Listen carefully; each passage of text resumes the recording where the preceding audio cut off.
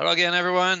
This is John Adkison. I am interviewing another person for the circumcision harms documentary or docu-series that I'm planning on putting together. This is another. It's going to be another raw interview for and I'll take the content and put it into each episode for the docu-series later on. And today I have Alex with us. So Alex, if you want to introduce yourself and also tell us how you got here. Yeah, hi, I'm Alex. Yeah, I've been actively involved in intactism not for that long since early 2020 when I got involved with a organization called Foreskin Revolution. I joined some of the intactivists here in Australia had a booth. Michael Winnell and um, the founder of Foreskin Revolution, him and another guy, Max, were doing a booth at a gay pride carnival festival thing, and Max put a post up on an intactivist Facebook group that I was in, and I saw that, and I was like, oh, and jumped at the opportunity to join and help with the booth, because he said, oh, if anyone wants to help us run it, let us know. And I instantly just put my hand up and got to know the guys running the booth, and they were happy to have me there.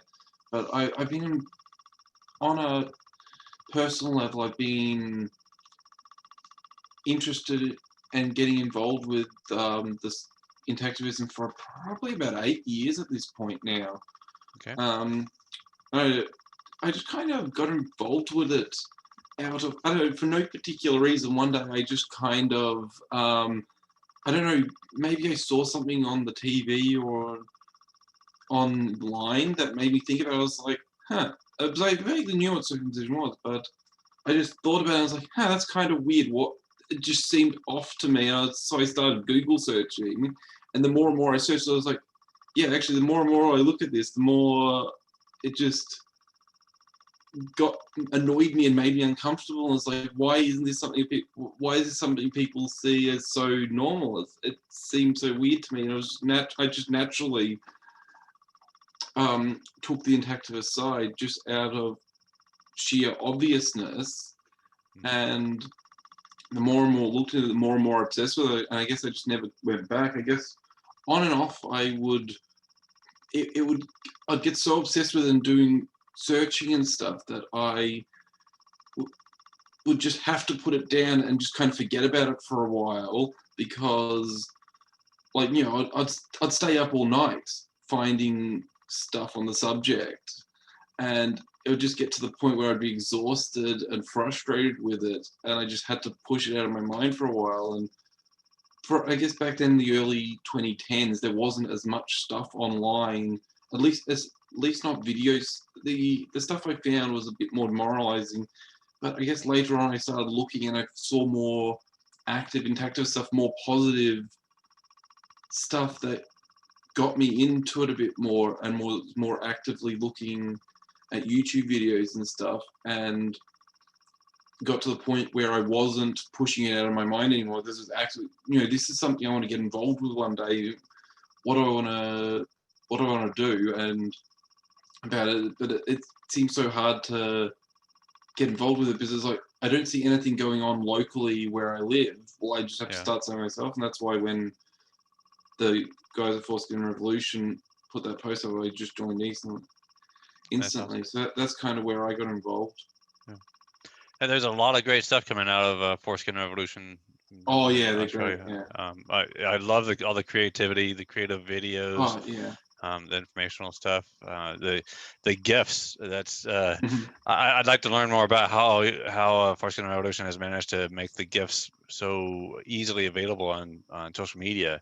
Like on Twitter, you can click on the GIF thing and you type in certain keywords and Foreskin Yeah. Revolution's gifts will pop up, and they're just hilarious Yeah. and educational and all at the same time. So, we need all we can get to make this this advocacy work fun because Yeah. it's so dark and Yeah, depressing in a lot of ways. exactly. Oh, that's a big thing I struggle with. That I want to get more involved with. When I do, I get so, it messes with my head so much. The deeper I go into it, I sometimes struggle. It's like I know I want to and need to invest more time into getting more knowledgeable on it and getting better at talking about it, doing more research and stuff. But I just find it so painful to look into. Yeah, yeah, And I think, it's a skill in itself, just figuring yeah, out how to debate this topic with yeah, people. yeah. And for me, I think it's a skill figuring out how a mindset I can like go in and focus in and do the work that I need to do without mentally just burning myself out. And I think that's part of why it's so hard when we put stuff out there. It's so hard to get people to pay attention and stuff because I think even without noticing it, people will kind of go, "Oh yeah, I agree with you," but kind of want to shy away from talking about it too much, or just, they try and sweep it on their own, put it aside, or pretend it's not as serious, or pretend you're overreacting or something. Mm-hmm. So I think subtly deep down they know that it is really serious, and that makes them very uncomfortable. So they don't want to acknowledge. They like when I first early started getting, I would go deep into Google searching and finding anything on the subject. I could see what people's opinions were, Mm-hmm. and after time I would get burnt out and would just push it completely out of my head. And I think that's why they will start to think about it more, and it will get more.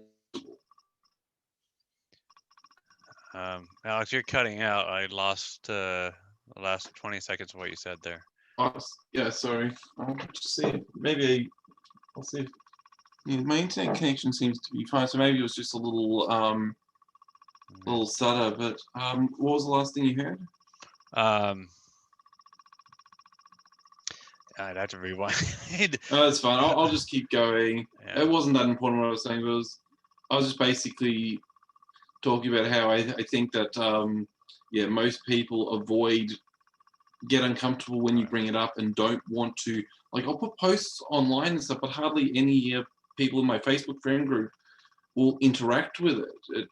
And I'll talk to people in person who's like, oh yeah, I agree with you, but want to kind of move on and don't want to talk about it because it's uncomfortable. They'd prefer to just do nothing, not think about it, Mm-hmm. go, oh, but it's not that serious. Just talk around it and they try and play it down and stuff because to acknowledge that I'm right is very uncomfortable because of how normalized it is in society. And the fact that it's so prevalent too means it's so personal. You talk to almost everyone has got some sort of story around it, friends, family members, that it's touched everyone, if not directly, indirectly through friends and family. Exactly. Here in Australia, it's like, I think I talked about just about everyone, and everyone, once you do get them past that point where they're uncomfortable talking, once you get them talking, there's always a story.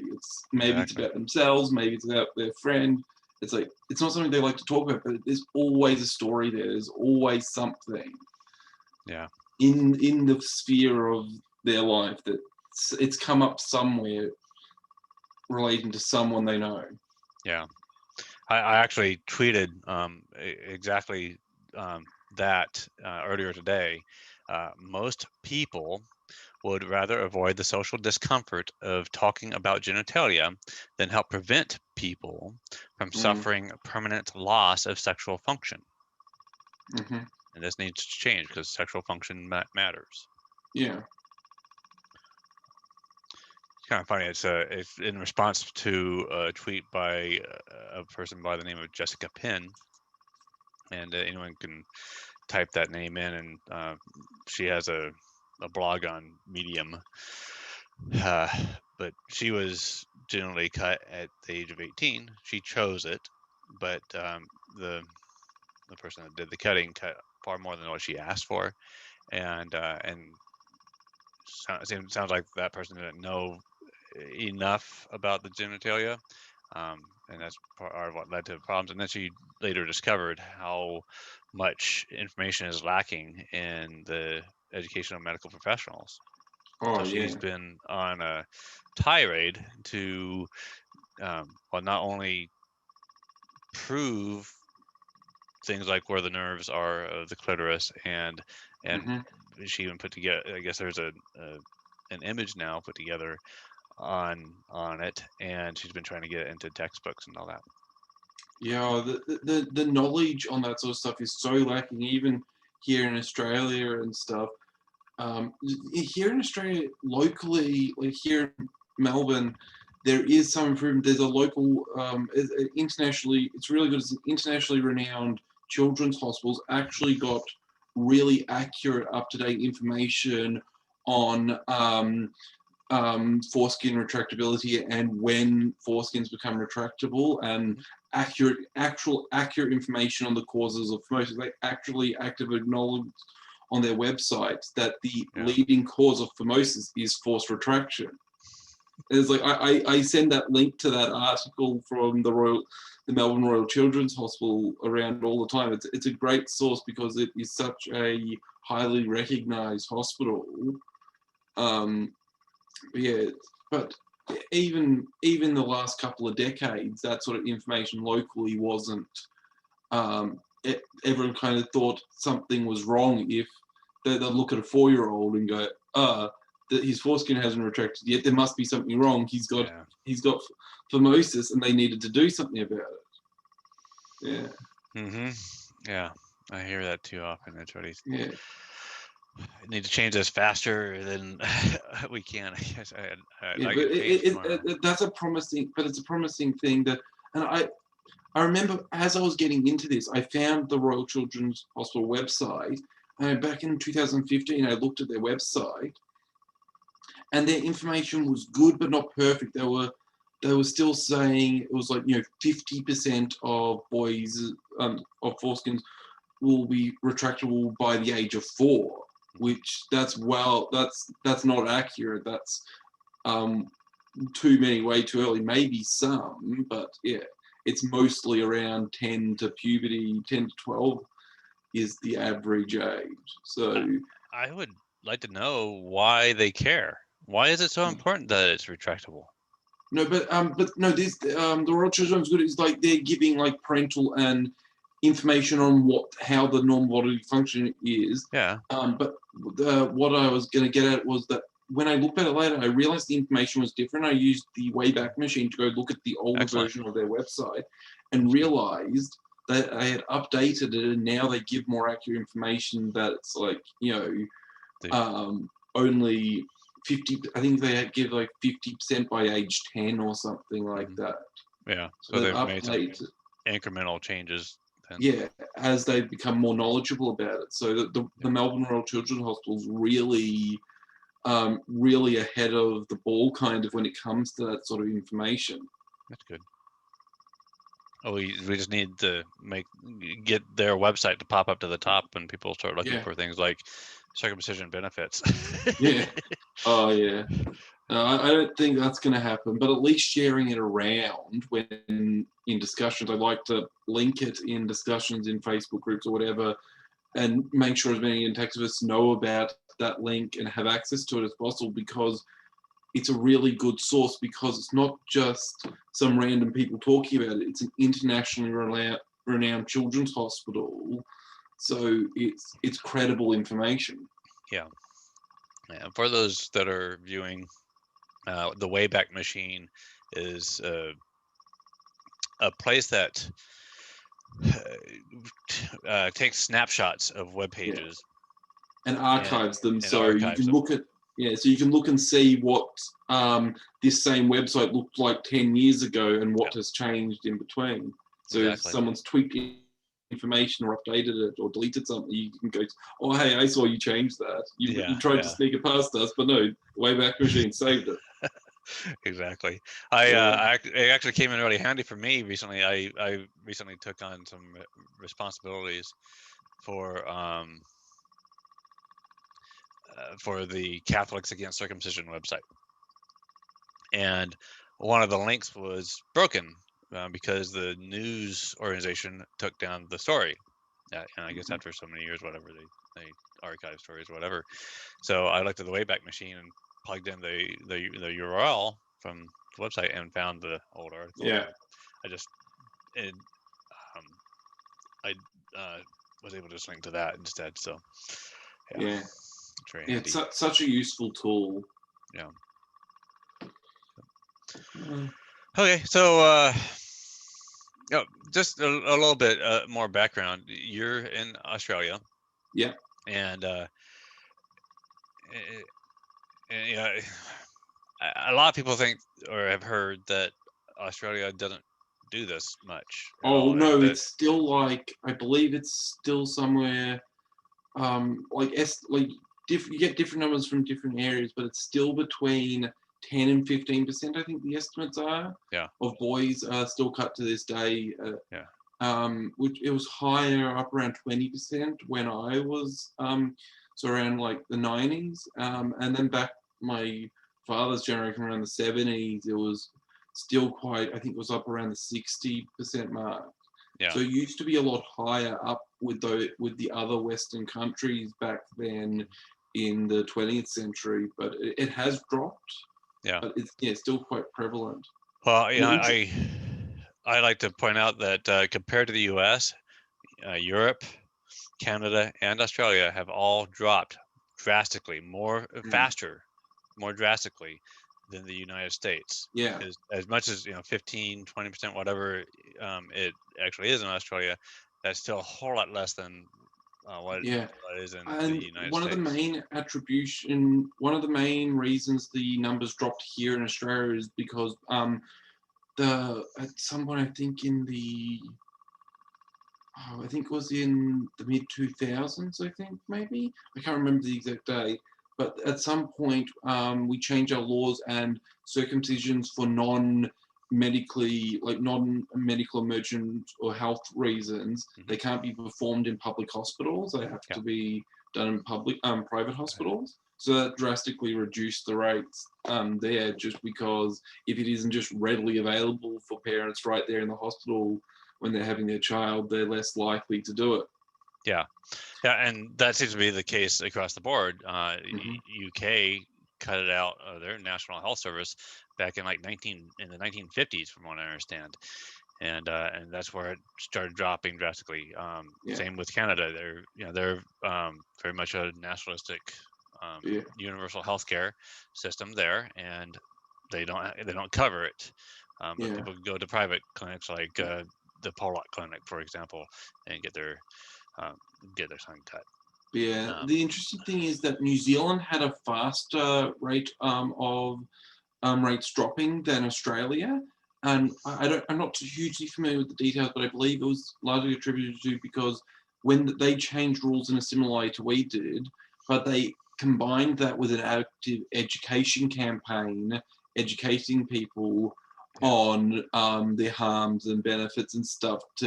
It's an actual accurate education on why it's not necessary or why it's not a good idea and stuff. So that dropped things a lot more than just saying, no, you can't do it in public hospitals, and the Australian government just said, yeah, you can't do it in public hospitals, we'll sweep it under the rug. Keep doing what you're doing and we'll just ignore it. As long as it's not in our public hospitals, you're good. The New Zealand government actively pushed against it a little bit more with an education campaign, I believe, at the same time they were changing the laws. Yeah, I think the other countries need to follow suit with what New Zealand has done. Yeah, so they took a bit more of an active role, so it lowered the rates a bit more. What else was I going to say? Oh yes, an interesting statistic here in Australia is, so yeah, we don't do it as much as the United States, but it's still like 10 to 15% of boys. That's still a lot. Yeah. But the interesting statistic is because it's still covered by Centrelink here, so you can get the government will like partially fund the procedure. So we've got different codes that will be logged down for. There's two Centrelink, two Medicare codes that cover the cover the procedure, one for with anesthesia and one for without. Interesting enough, what was it? 3/5 of all circumcisions done here in Australia are done without any sort of pain relief or anything. So it's like, I think it was like not in 1 year, it was like 9,000 without and 3,000. It was 9,000 without and 6,000 with. So it's more done without any sort of pain management than with. It's crazy that people are actively choosing that. It seems that even the infamous Brian Morris is for using pain meds. Yeah, you know, but it's crazy that is considered like, do you want to? We're going to cut the genitals of your child for you. Do you want him to feel the pain of it or not? Oh yeah, we definitely do. We don't want to make sure he feels it. It's like, and it's so crazy. Yeah, that was Dr. Kellogg's thing as well. Yeah, they should feel the pain, so it sticks with them, and they don't want to masturbate later on.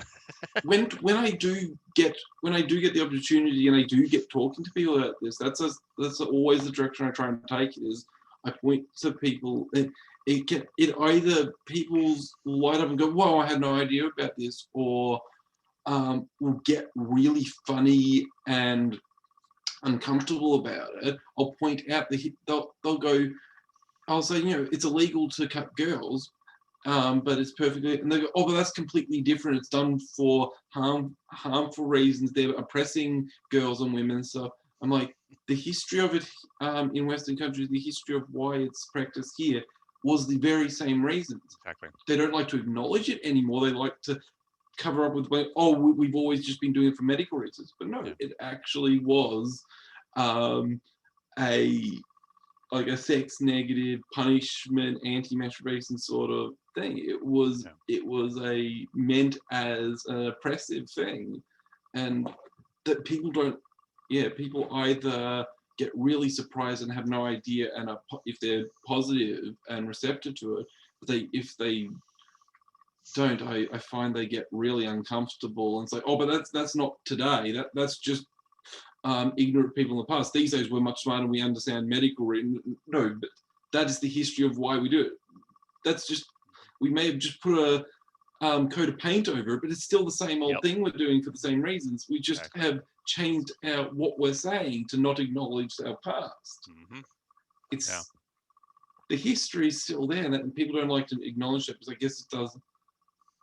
With a lot of people that don't seem to like to, I find that it doesn't fit with their worldview. It seems like it's very uncomfortable. It's like people don't do oppressive things to boys. It's like, oh yeah, it's totally acceptable to go, oh yeah, okay, these cultures are doing oppressive things, diminishing the sexuality of women and girls, but oh no, with men it mustn't be oppressive or something. It must be a positive thing. They're doing it to help it. They're trying to help them. Yeah. It must be a positive thing. No, it's just the same mindset.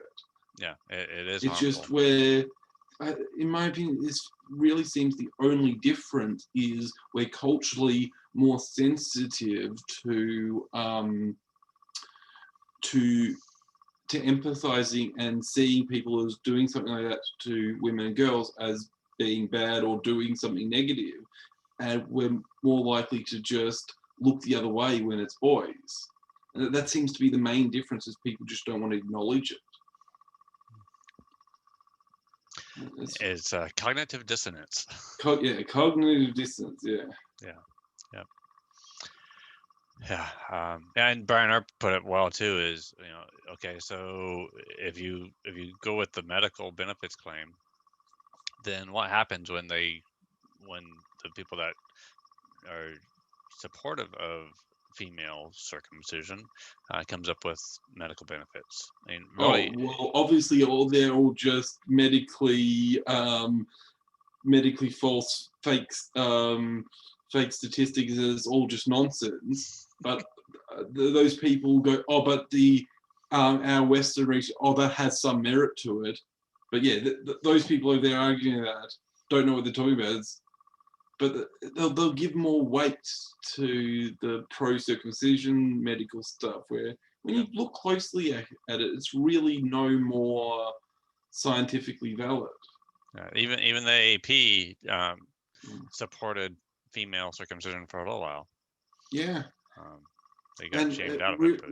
Really what I think it is people not feeling comfortable with acknowledging that their own culture is just as ignorant about something. It's totally fine for them to go, oh yeah, those people over in Africa or the Middle East or whatever, yeah, they're ignorant and they're just using those claims of cleanliness and hygiene and scientific stuff just to cover up, and because they know that we're critical and we see what they're doing as oppressive, they're just trying to cover it up so we don't, so they don't look bad. Yeah. Oh, but us, yeah, that's actual scientific information. No, we're not trying to cover up the bad things we're doing. That's legitimate science.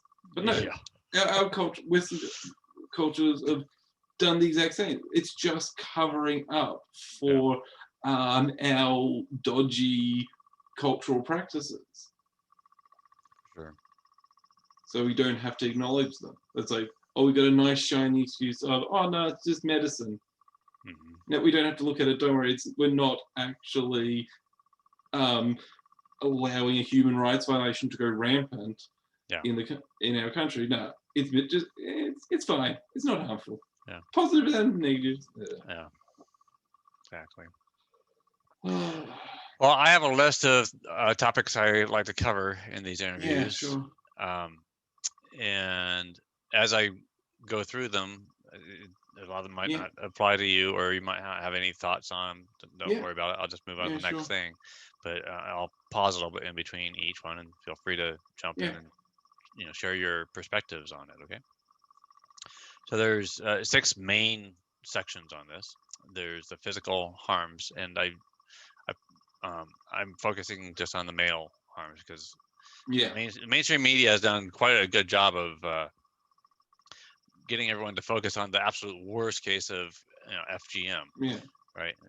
When there's actually 4 different kinds of female genital cutting practices that go on in the world. But of course, they're going to focus on the worst because that's the most dramatic. That's the thing. I feel like people have gotten that information of the worst case scenario so much. They're really resistant when you try and tell them about the different types and the spectrum of different types of genital cutting with girls. They're really resistant, like you're trying to minimize it or play it down. It's almost like it's like they're projecting their own, what they're doing on you, because when you talk to them, they'll play down circumcision. Oh, it's not that bad, and downplay the harms.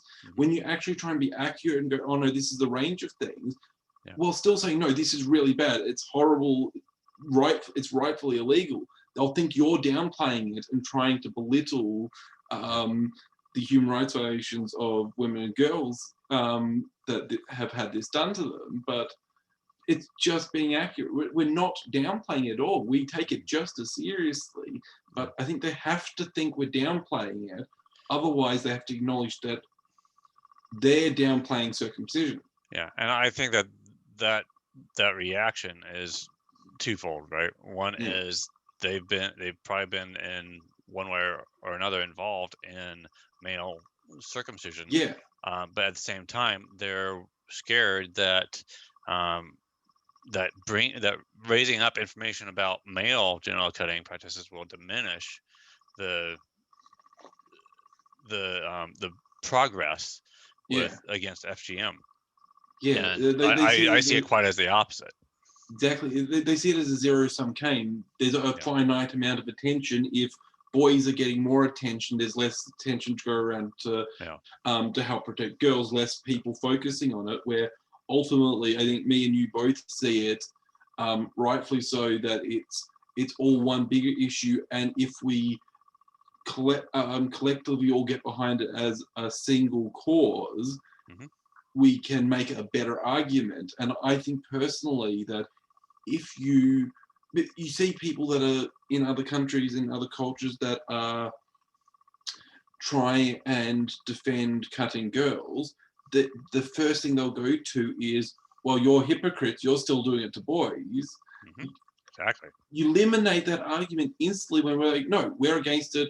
Male, female, intersex, it's all bad.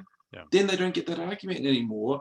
And I think that's why we fail, is because that's why efforts to reduce it, FGM, have failed, because we don't get taken seriously, because we are being culturally, we're being hypocritical, Exactly. because we're still defending old boys. Yep. And whenever we're, whenever someone's talking about FGM and anyone brings up, MGM, it's like, oh no, you go find your own discussion. It's a naughty thing to do, but my attitude is, don't derail this discussion. We're talking about women. Yeah. Go find your own discussion group. But my attitude is, we're, a rising tide floats all boats. Exactly. Yeah. Right. And that's why I think that's why the anti-activist movement will be really important in the future for anti-intersex genital mutilation activism, because it's such a niche subject. You look into the activism around it, it's always the friends and family of someone who's directly affected, because so few people know about it, that the people who care about it, and they always got into it almost always because they know someone's personally affected, and they become aware of it, and it's always a really small, tight-knit group of people with some family member or something. And I think it will be really important for us going future, as we build momentum, to keep putting some focus on them and paying attention to it, because even though it's difficult for us to gain momentum, circumcision is an issue that's affecting so many people that you can actually get conversations starting and point to how it's affecting people in everyday life, because it affects so many people. Exactly. That the fact that it's such a widespread issue in Western countries like Australia or the United States will eventually get it to the fact, once we get over a certain threshold, it will be the sort of one of those cultural subjects that you can't get away from. At some point in the 21st century, I think it's inevitable that it's just going to be one of those cultural topics that people will be really uncomfortable about, but it's a conversation they'll have to have, just like any human rights sort of things, whether it's gay marriage or any other rights sort of thing. It's one of those, it'll just build and build and build to the point where, okay, this is the conversation that's happening now, it has to happen. And there's not intersex rights are so niche and small, they won't necessarily get the traction to be able to do something. So if they can kind of piggyback on us and we include them and accept them into our cause, we can bring them more attention. So hopefully they can get something done. And unlike with FGM, we don't just leave them, when we go and actually get to the point where we can start getting laws changed, we don't just leave them behind and, okay, we changed the laws for boys, but intersex surgeries still can go ahead. We can actually get them both changed at a similar time frame. Yeah, for sure. So anyways, I'm going to cover the physical aspects of male circumcision and or preputial amputation. I'm going to cover how those affect sexual relationships, and then is the psychological effects of all of this, and I'm not just addressing the psychological effects on those who are, were genitally cut and the partners, but everyone else, just like you were referring to just a second ago, and also how this affects relationships between people. And then there's a section about tying FGM and intersex and all that stuff together with this as one overall issue. And then we'll cover social productivity. So starting off with the physical aspects, I have, since you've seen my other videos, you've seen me use this, my dildo made out of yarn. Hopefully YouTube doesn't decide to knock me off or whatever, because I'm using something that's made out of yarn that looks a little bit like a penis. But I think Max Roberts here in Melbourne has a similar one. Oh really? Yeah. Max because is in Melbourne. I didn't know that. Max, he was one of the other ones that was at that booth. He was the one who posted Max Roberts. Oh, okay. Yeah, him and Michael Winnell both had an interview a while, but just before I got actively involved with the group, they had an interview with a TV channel here called SBS, and he had his little knitted model there. Cool. Yeah, I kind of distracted you going from the topics. No. Go back. So you know who John Geishiker is? Maybe I know. He's the executive director at Doctors Opposing Circumcision. Oh yeah. And he actually was born in New Zealand. Yeah. And he was intact until he moved to when he was I guess he was 5 years old, and they went to the U.S. and they got him cut in the United States. So that's an interesting story. Oh yeah, about that age. That's whenever I hear stories about that, when it's like that age of 4 or 5, it can be really traumatic, can't it? Yeah, because your memories are definitely more vivid on it and all that. But anyways, he did a presentation for me at the Baby Fest, I think it was something like that, in Bellevue, Washington, where I set up a booth for your old baby, and he did a presentation to try to explain the mechanics or the engineering of the natural penis, and it works really well because he actually has a background, I think the Navy, in marine plumbing. So one of the things that he shows is an image of a statue. I'm pretty sure it was a Greek statue, intact man, his penis hanging out, and it's an intact penis, and he had a little bit hanging off the end, past the glands, right, which is fairly normal for most men that have an intact penis. And he calls that acropation. I've heard that part referred to all the time, and it's supposedly the part that was removed during the earlier, before the rabbinical version of circumcision, where they decided to lay bare the glands, and this is glans, not there's no D in it, but you can find this in Jewish writings. So we're most commonly everything covering the entire glands is removed, so the penis ends up looking more like this. This is what everyone's, in high cut rate cultures like the U.S., or like in my generation, 90% of men are cut. Everyone's gotten used to the penis looking like that. So seeing a penis that has the cover on it kind of turns some people off, and they think that looks weird. Well, yeah, it looks weird because it's what you haven't seen the actual penis hardly at all. So it kind of looks like an alien to you or whatever. So that's the acropation. So what we're talking about is, during the priah version of brit priah instead of brit milah, or what so many people just call circumcision, they're doing a full preputial amputation. And we've identified, I don't know why we need to do this scientifically, but it was done scientifically via the Sorrells study and the Bosio study. Both studies did some sort of tests on the penis to identify, sensitivity and all that. I think Bosio they just tested one spot on the prepuce, and the Sorrells study did a much more elaborate study where they did a fine touch thing. You can learn a little bit about the Sorrells study and the American Circumcision documentary. But they identify that is all very, very sensitive tissue. And they have a colored chart that shows, how sensitive and what percentage and all that.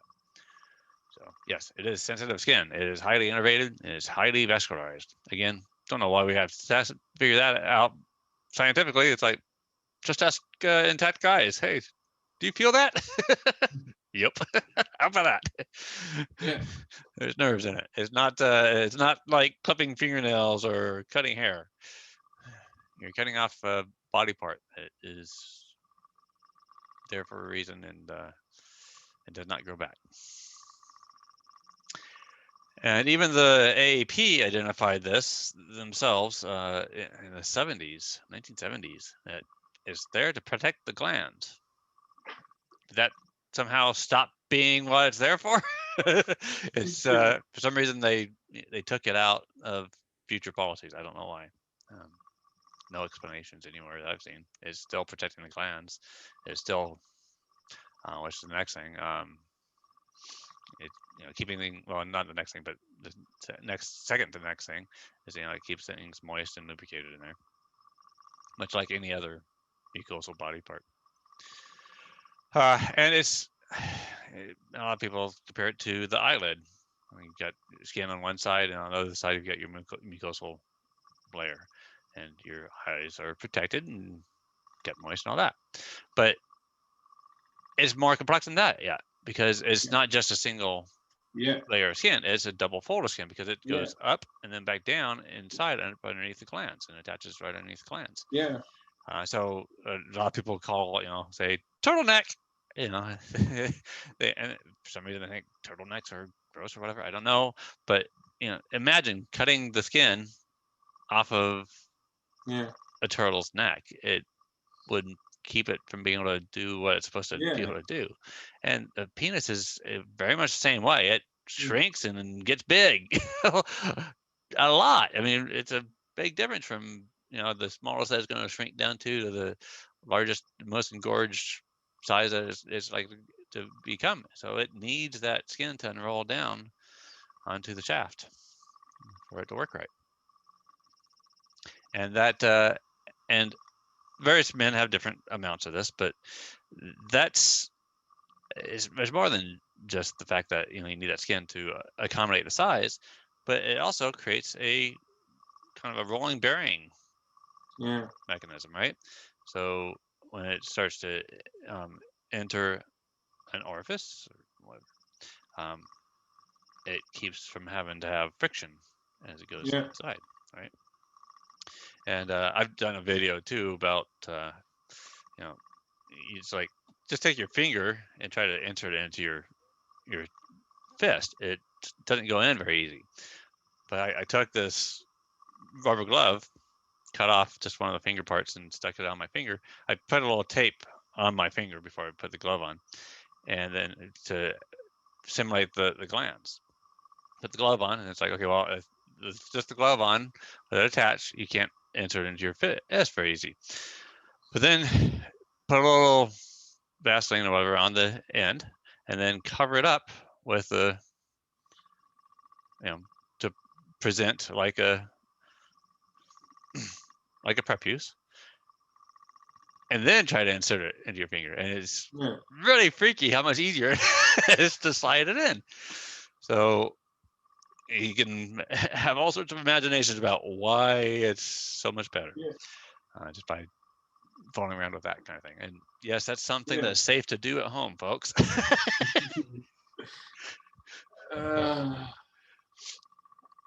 And then so we just covered both the rolling mechanism and the moisture lube part, because again, you have multiple parts to this. You have the intermucosal layer, just like the intermucosal layer part of your eyelid, inside of your mouth, inside of the vagina. It's moist. It's natural lubrication for sex. No need for pulling out the KY jelly that dries out after time, or a messier oil based or whatever. No need for any of that. It's a real thing. And in pretty much all cases, the frenulum gets affected one way or another. And this kind of shows where the frenulum would be. It's not a very good example, but this is the closest I've got. But you think about the frenulum underneath your tongue, the part that goes from your tongue the has a frenulum. it goes up and It down. really is basic. It's a really good comparison because it is almost identical in structurally. It's Exactly. like I think in medical textbooks it is also referred to as a frenulum. Hmm. Yeah. Yeah. Anatomically, it's the same type of structure. Yeah. And it's what pulls up on the prepuce to make it come back up and cover the glands, right? But that's also, when you look at the Sorrells study, that's a very, very sensitive area. Yeah, it's where all the nerve endings all kind of to correlate there. It's kind of where they all meet. Yeah, it's kind of the central point for it all. Yeah. So because like the nerve endings kind of move through the ridge band and everything, and that all comes together at that point. Yeah. Yeah. So for you guys watching, pay attention when you have sex, and pay attention to that particular part. Yeah, it is. I never thought to think about that one before I started studying this. Like, okay, well, I get the orgasm and all that, and everything works okay. That's all I need, right, to get orgasm. But it's having as much frenular area underneath here as possible is very important. Yeah. Now, here's the challenge. I believe that was cut with Mogen Clamp. I don't have the records. This is 50 years ago, but which means that since I was cut with a Mogen Clamp, which what they do is they pull the skin up and then they clip at the end, that ends up leaving the intermucosal area. There's lots of problems with that method. The Mogen Clamp would, clamp, if they didn't put it on right, they ended up clamping the glands or whatever and causing harm to the glands. And leaving the intermucosa is problematic too, because it can lead to skin bridges later on, because the intermucosa is supposed to be attached to the glands. Yeah. So in order to try to address that, they created bell methods, the Gomco Clamp and the Plastibell, for example, in both cases.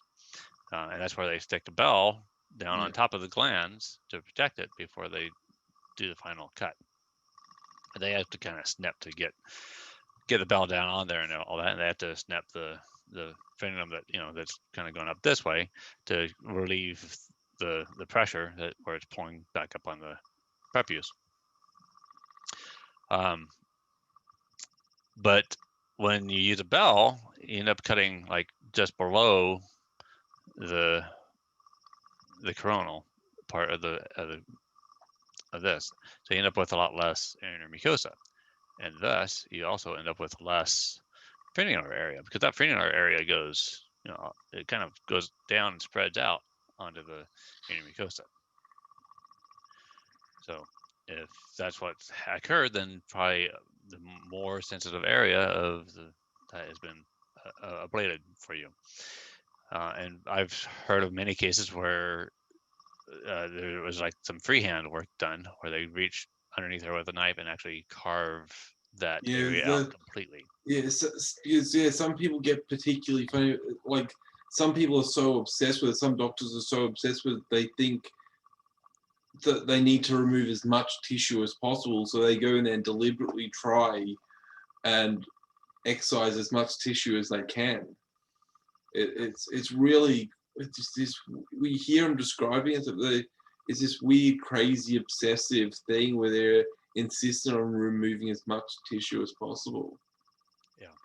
Yeah, make it high and tight. It's hard to imagine what's going through the mind of some doctor that's convinced of that. Yeah, I'd like to talk to some, but yeah, they're not exactly too. They don't tend to be too cooperative with explaining. They kind of just get defensive and insist that no, I'm doing what I'm doing. Stop talking to me. Yeah, it's funny. They think that they got that diploma, so they know all that they need to know. Nothing more they need to learn.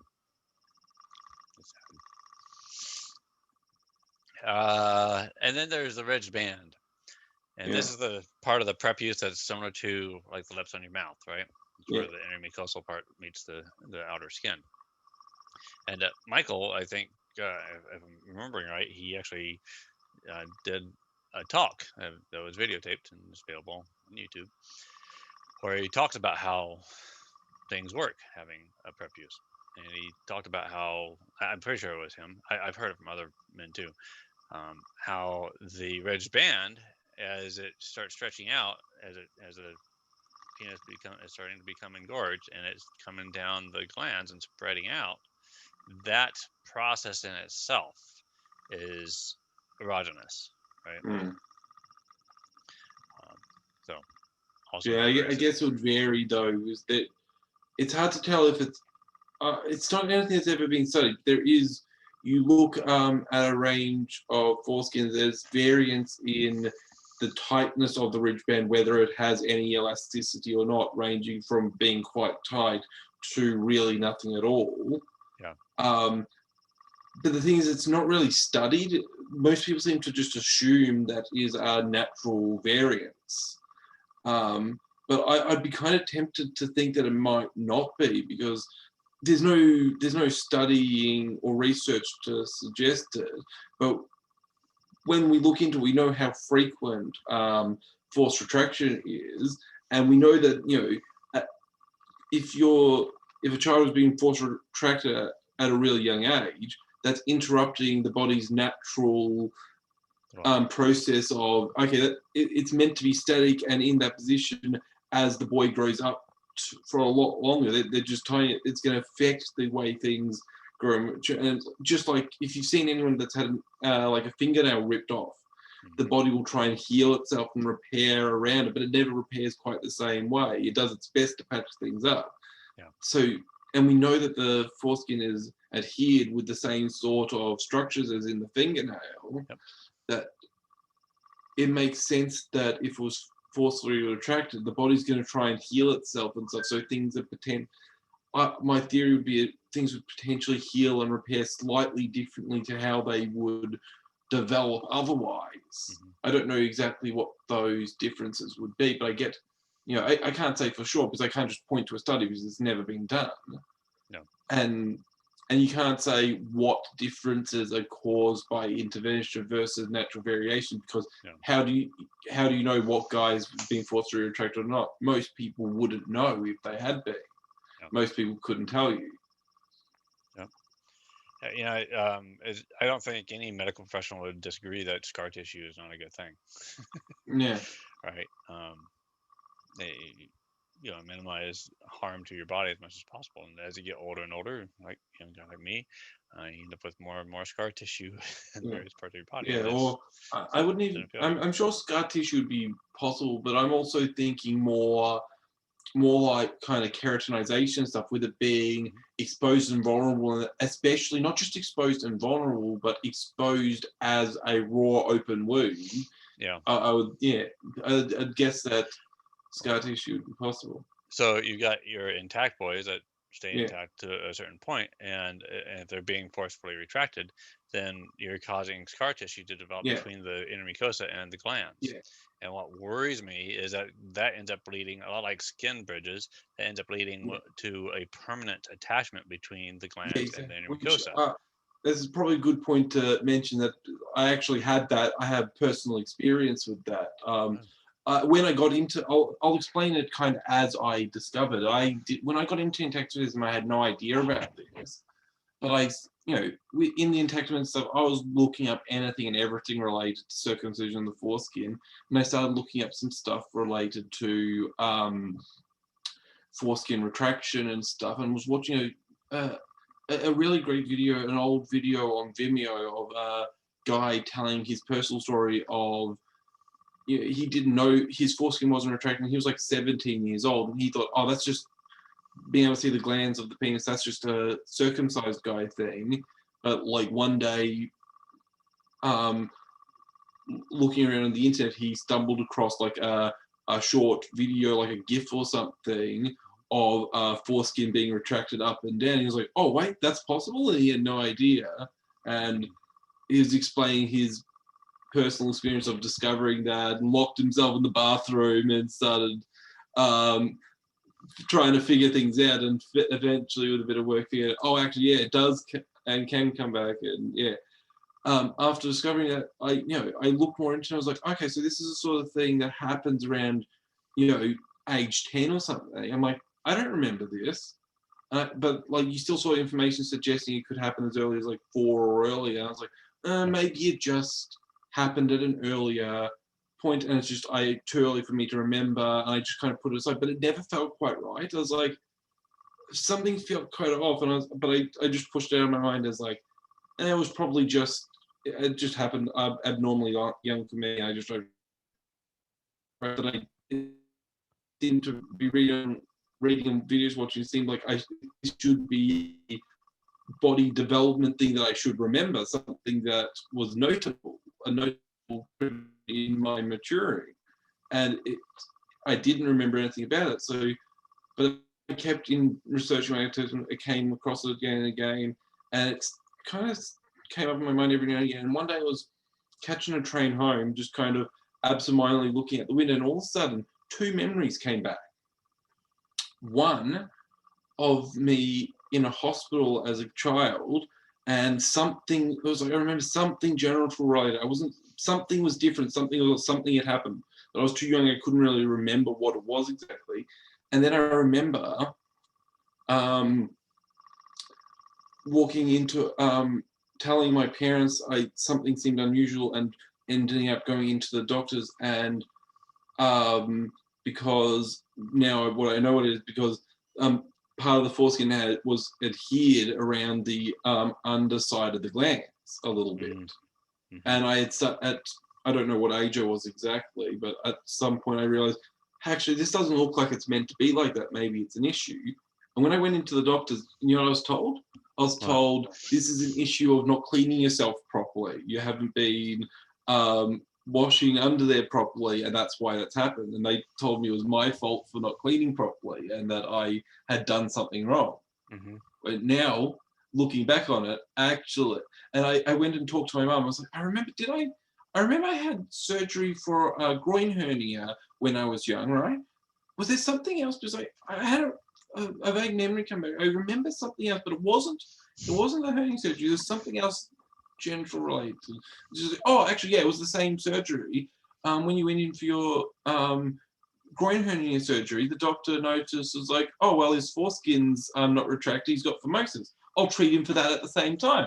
I'm like, oh, yeah, okay. That's the memory that's just come back up like 16, 17 years later. This old dormant memories popped up in my head. I was like, what's that? It was just lingering there. And when I was looking up this foreskin retraction stuff, something seemed kind of, and that's what was off. That memory wasn't active. I didn't actively remember it, but it was in the back of my mind. I knew something was kind of off, and that memory was still there. And thinking about it enough, it eventually popped back into my mind, and I was able to piece it together and figure out what happened.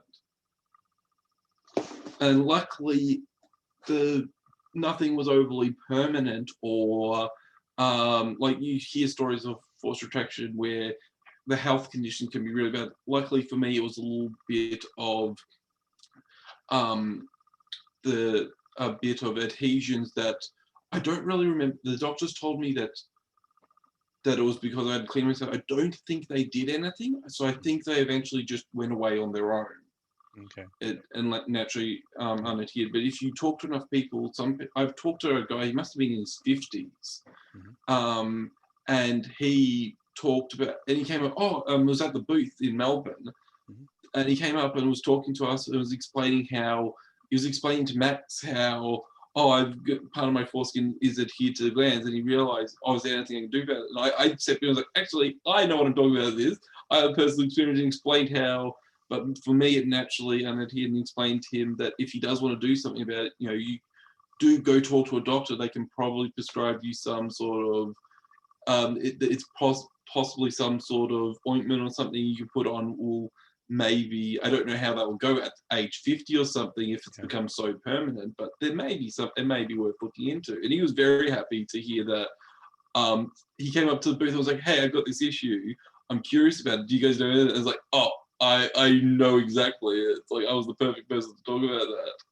Because having had the exact same issue when I was younger, I've looked into it.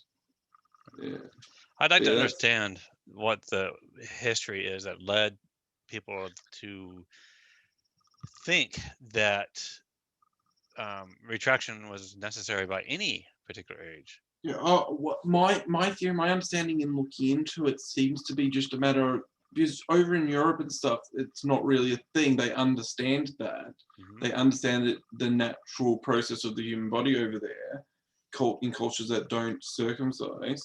Hmm. But it seems to be in cultures that have heavily circumcised and started to come out of it, like Australia, that you've got that really high rate, 70, 80, 90% Yeah. cutting rate.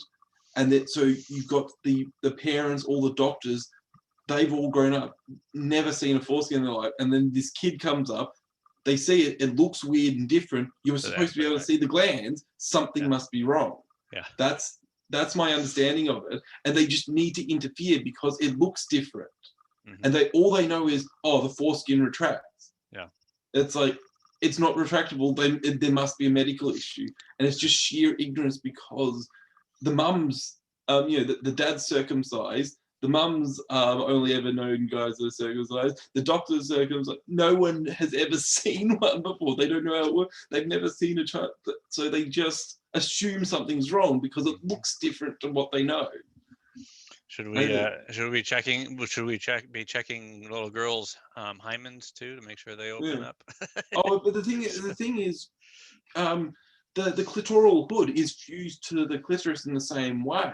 In Okay. talking to people are like, oh yeah, of course. It's not really a talked about thing. People don't think about it, but it is fused in the same sort of way. And I've had conversations with people, and like I talk to women, they're like, oh yeah, obviously, yeah, that happens. What, around puberty? Yeah, that happens around puberty.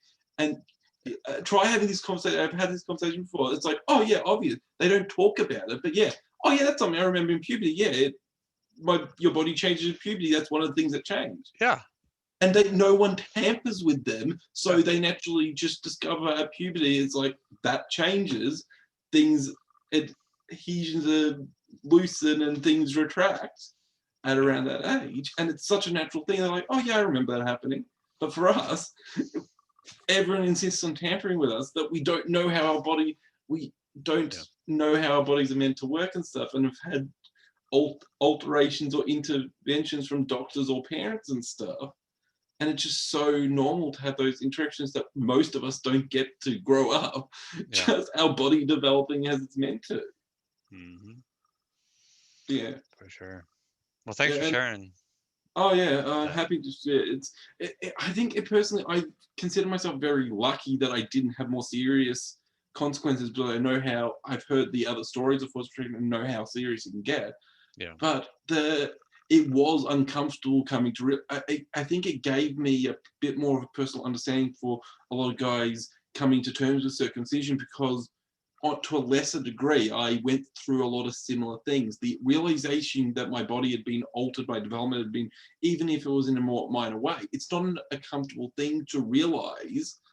You just thought your body developed normally, to realize that for no reason other than ignorance, a doctor looked at you and decided they needed to mess with something. It's not comfortable. Yeah. And so when you figure out how much has that changed, you don't know what was different. And you look into it, studies haven't been done on it, so you don't know how different. It's like, okay, this is something that happened that altered my course of diet. How serious did it cause? Almost no different. And it's a sensitive, it's an area. It's like you want to know if things have been changed.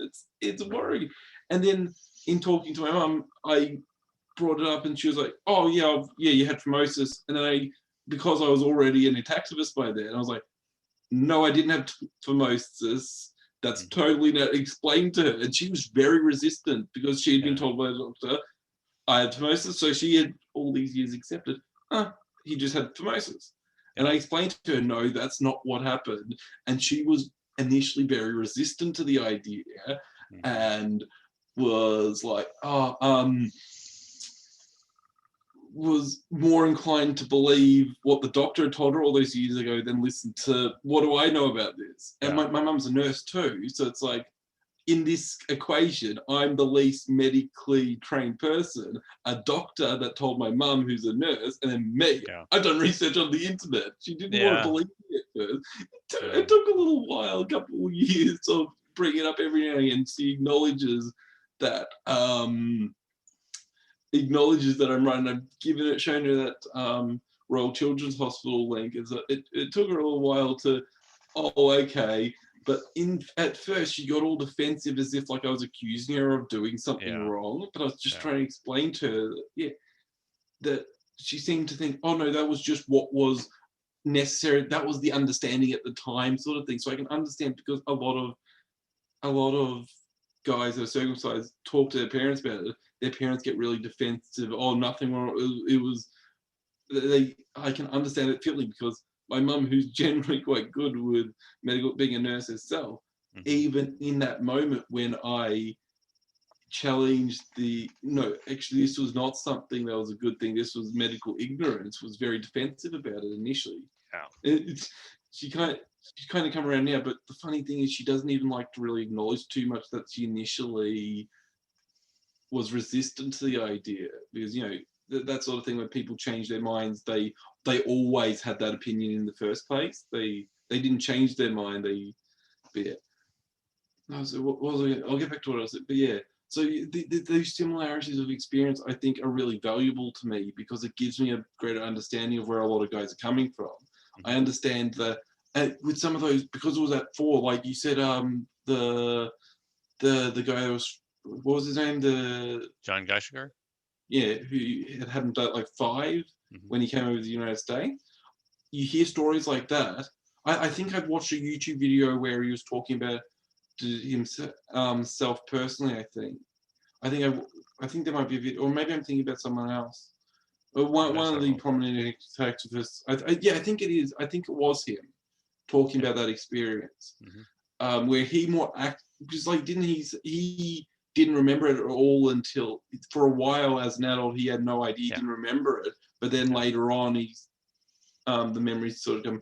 So I understand that feeling of, obviously, even it's not quite as it's not exactly traumatic or anything for me, but I do understand that feeling of remembering having something done in such a sensitive area. Because the memory, because I was 4, the memories are quite vague, but I remember it being uncomfortable and knowing something felt kind of off or wrong, because I had an open wound on my genitals. It's like a fingernail had been ripped apart. Obviously, as a 4-year-old, that wasn't too fun, and that memory lingered in the back of my head. It's obviously it'd be a whole lot worse remembering at 4 or 5 being circumcised. That's a whole lot more, but it gives me that empathy, that understanding of knowing where that's coming from, because I understand it a little bit more than the average person, I think. Understanding that panic of not knowing how much have you been altered, that, and wanting to research it and looking into it. I very much understand. And getting back to where I was originally going, part of the reason I brought it up was you were talking about the ridge banded stuff. And, I have no way of proving or understanding, but from personal experience and looking and comparing and stuff, it would seem that I've only got a sample size. You'd have to find other guys that know that they were forcefully retracted to get more of a sample size to understand. But I'd say the effects of having that forceful retraction, causing that open wound sort of area when it's not supposed to be, and having the glands exposed at such an early age before it was meant to, I would say would seem to cause some amount of keratinization, whereas you'd see on a lot of non-circumcised guys that their glands are a lot smoother and flatter and shinier and more glossy mucous membrane sort of appearance, like the other side of the tongue or something like that, it would seem. Whereas my theory seems forced retraction would cause a bit more of that that keratinization, so make things end up a bit more rough and stuff, but not quite the same, because you still got the foreskin protecting things, so there's still moisture and stuff, so it doesn't dry out to the same degree, but there is that natural amount of the body trying to repair itself and stuff, and it's a bit more rough. A bit of that keratinization of the body trying to repair itself and fix a wound. And Well, I often hear it referred to as micro tears. So because of the kind of tissue that the glands is, when you're forcefully pulling the um, the prepuce down, you get these tiny little micro tears, like hardly yeah, visible with the eye, right? yeah, that And sounds, instead of like a big tear, like a lot of people are used to getting cut or getting their skin torn off or whatever from something. They're tiny little micro tears, and the body still tries to heal itself, so you end up with micro um, scar tissue. I hadn't actually heard of that before, but that actually does sound kind of accurate. That does seem accurate to my experience. That sounds accurate to what I'd observed. So that would explain why your gland doesn't look like Yeah, other it's a intact bit, it's glands. that sort of I'd compare it almost to like someone who's restored and stuff, but but less than that. But that idea of it looks of that there's that appearance of that like that keratinization and stuff, but with the moisture and the protection of the foreskin covering. But yeah, so it's kind of like, it seems like it's kind of halfway between. Okay. It's interesting. I don't know that for sure. That could just be natural variation, but I feel like the logic of reasoning is quite sound. That to think that may be cause a symptom. What I'm observing is symptoms of Yeah. forced retraction. You don't know for certain, but it seems like a likely logical scenario. Do you know that whether when you were an infant, uh, how your diaper was changed? Were you forcefully retracted each diaper change? I don't know anything about that. I don't. I guess that's something I could ask my mum about. Yeah, But because I mean all I that's know, when things are developing the most. So yeah, that's probably going to be where things yeah, would have impacted you actually, the and most. I guess when last time I initially actually talked about it, she was kind of uncomfortable to acknowledge it was a bad thing. Hmm. I'd say the fact that the doctor told her that, the fact that it's non-retracted, that's phimosis, we need to forcibly retract it. I'd imagine she would have taken that in as, okay, I need to repeatedly retract. I imagine I was repeatedly, because it wasn't just like like some stories you hear of a parent going, to a kid, oh no, that's meant to be retractable. See, it's retractable, and forcefully, and then it just kind of Yeah. readheres over and stays for a while. The fact that this was actually a doctor telling my mum that, I imagine it was probably repeatedly retracted, so it never fused back over Yeah. like it can. Yep. So many different Except for ways. that little bit, just that ridge under the glands. That's where I had the adhesions, was Hmm. that area under the glands. And actually, when I look at it, you can actually see some difference in stuff where those. Uh, it seems pretty obvious to me. It's like, I don't know for certain, but I can tell the difference where those adhesions were up to probably the age of like 10, 12 or something, where they.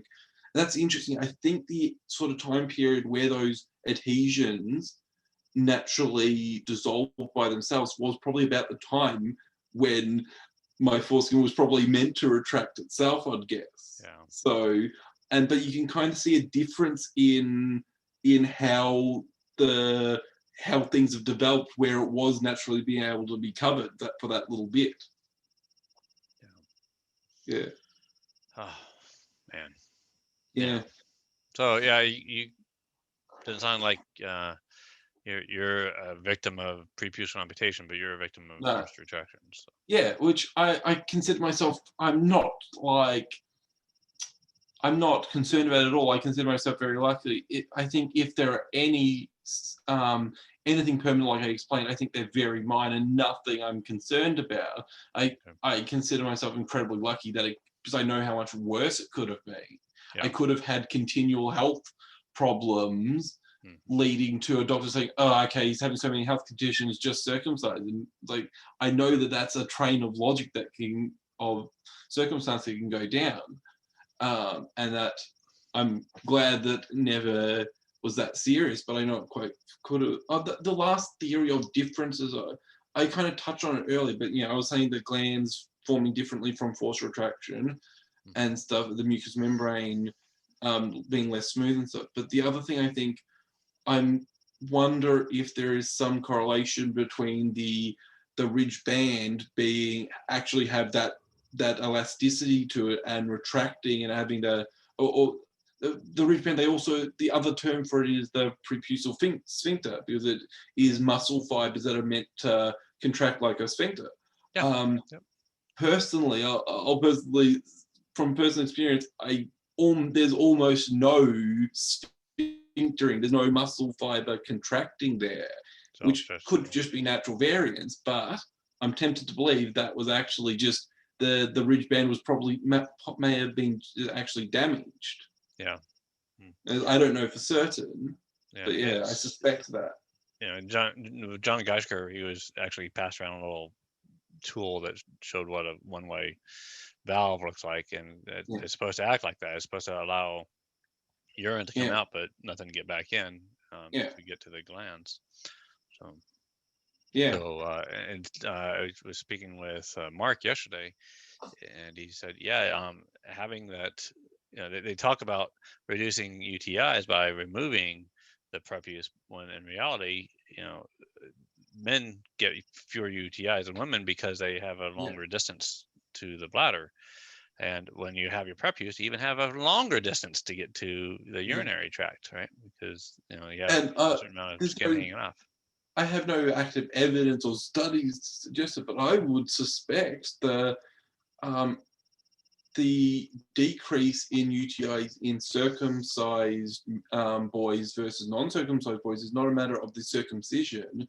It's a matter, if they're circumcised, they're not being actively forcefully retracted. That we know from hearing stories of people who that can end up causing health issues with infections and stuff, and those infections could lead to UTIs. I think that might be where a big part of that difference that is there in UTI rates. I have no doubt that these studies that exist failed to take in certain things like that. Yeah, because like I only have you got no hard evidence of how prevalent forced retraction is, but just in talking to people and hearing stories about it, as far as I think, is very in countries like Australia and United States.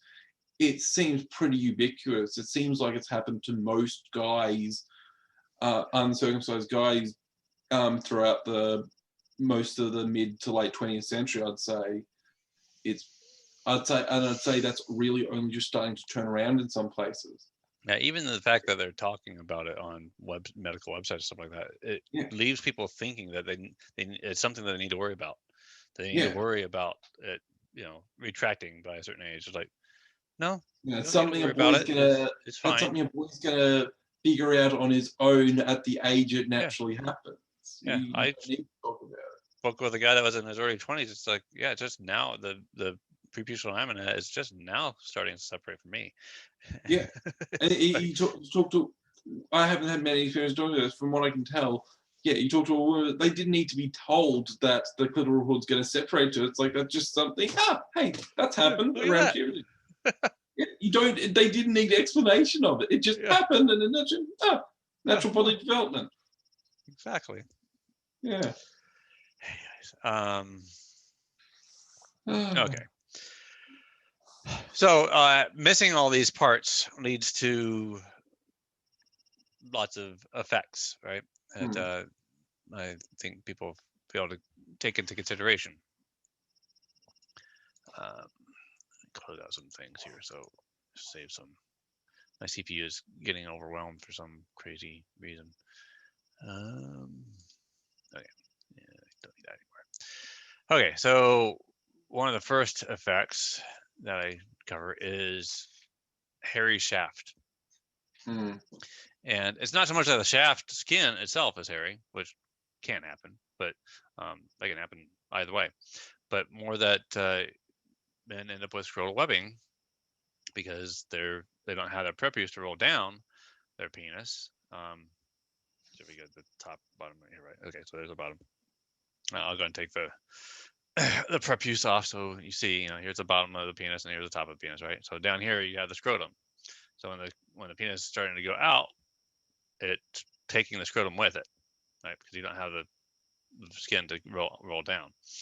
and what's in the scrotum, or well, the scrotum itself is hairy, so that's why you end up with hairy shaft, because scrotum is up on the shaft. But it also leads to another problem. The testes are in the scrotum, right? So I've seen plenty of cases. You can, if you watch porn, you can find some videos like this where you see the testes pulled up on both sides of the shaft, right?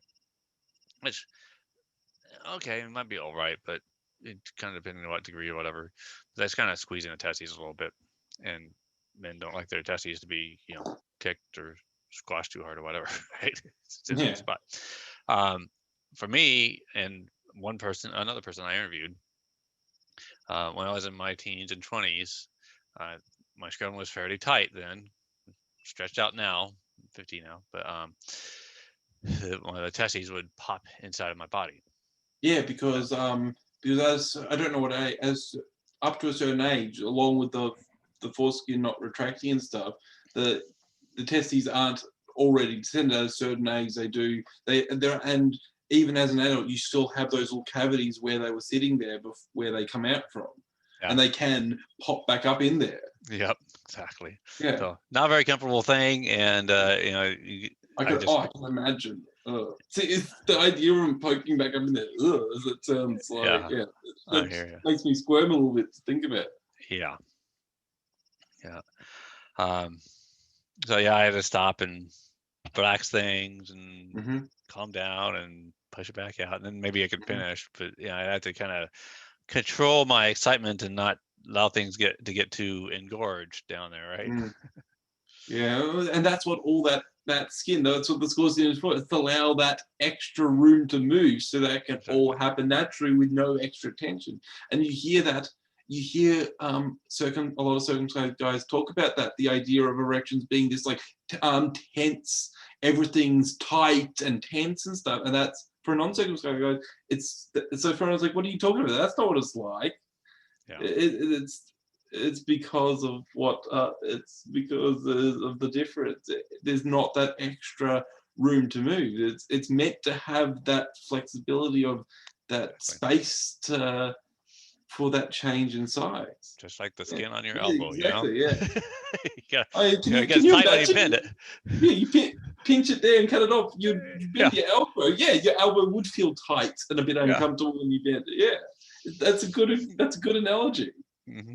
I think the first time I saw someone bring that analogy up, I think it was Brother K. He was telling someone about how your skin on your elbow is not extra. It's good sharing all those analogies. It's good to talk with other intactivists and share them because they're useful things. I'm sure I'm probably going to bring that up in some conversations. Because all those little analogies help communicate ideas. Exactly. It's really useful to share those analogies, and especially the thing I want to do when talking to more intactivists, discuss what I found works and what doesn't. Mm-hmm. And it was like having had active experience only the one time. The coronavirus kind of messed with being able to do other things. I would have had a second experience. I would have just last month the event that I first went to, the booth that I helped talk about. There would have been another one this year in January, but obviously that was cancelled with coronavirus restrictions. So hopefully next year I'll get back around and do that again. And I'll keep a thinking cap on other sort of things. I hope down in Geelong, near where I live, I feel like if I pay attention to the sort of events, hopefully I can find something to have a booth in there. But what I was saying with the little analogies like the elbow thing, I think talking to other intactivists and talking about what conversations you had and what worked and what responses you got. And I found a thing that was really interesting. I saw the different demographics of people and how they responded in coming up to that booth. We were very lucky. We got a really positive response from people at that booth. Lots of people were. There's certain demographics I saw come up. Mums who came up and saw the booth. This is a real idea of people that hopefully we can reach out to and will hear about us. And this is a really cool thing to hear. I had several mums come up and go, "Oh wow, this is a really cool booth you're doing." Grab some of our leaflets and like stickers and things, different stuff we had there, and said, "Oh, I'm really glad to see this. my son really cares about it, he'll love to hear there are people out there doing that. Like about 2-3 times I heard that on that day. And I found me being younger, me being in my 20s, and Max and Michael being in their 40s, we got, when the people would come up to the booth and talk, they would approach different ones of us. And I noticed different tendencies. You'd got a lot of older guys older circumcised guys that had a bit of time to reflect on things. And something had been in their mind for years and stuff, would come and approach and say their opinion on things and talk about stuff that they had noticed in sex-related things or just anatomy-related things, and they'd kind of be like venting, getting stuff off their chest. Oh, good to see that people are actually talking, because it's something that had been like pent up inside, and that for years. I imagine you personally understand that a lot of older guys. You didn't really get a lot of younger guys coming up because I don't want to talk about forces a bit. They didn't really come up. You got a few guys, but it's older circumcised guys would come up to the booth and would be happy that people talk about it, because I guess at past a certain age they were less sensitive about it and had time to reflect on it a bit more. Yeah. And then I found we got a lot of younger women coming up. I was like, what's this booth about? Oh, this is interesting. And had never thought about it before. Something that had never crossed their mind. They're vaguely aware of circumcision, but they didn't think of it as a human rights violation. And me being younger myself, a lot of them, they approached me and ended up in conversation with me. And I must have been like 3-4 times I got personally thanked. It was like, oh, thank you for bringing this. So I had never thought about this as a human right. And blew their minds, like the looks of, this is amazing. And they just younger women got it instantly, at least in Melbourne. So many of them were like, yeah, clearly we're cutting off parts of the genitals of children. And I just plainly, calmly was like, yeah, it's a human right. I just explained how I normally do. And it just clicked so easily. But it seemed that they had an easier time talking with someone close to their own age. So having younger intactivists there are reaching that younger that audience, and they were you had the older guys that were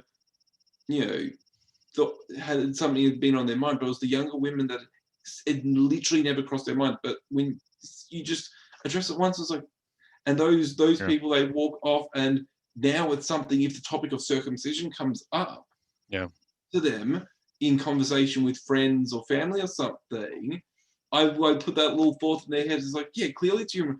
And in the past, they may have, it's so normalized, they're like, it's a thing, it's not harmful at all. And someone makes some sort of offhanded comment about it, they're probably going to speak up and go, actually, is that, why is this considered such an acceptable thing? And like, I know I had, because they personally thanked me for talking to them about it. Such a memorable, life-changing experience, realizing the effect that I can have on people. Oh yeah. I don't know if you saw, I said this many times, but as a father who came that close to becoming a great grandparent myself, I think intactivists. I am very thankful for intactivists. So I think there are going to just be more and more and more people as time goes on that are thankful and supportive of intactivists, because of all these people that would have cut their child.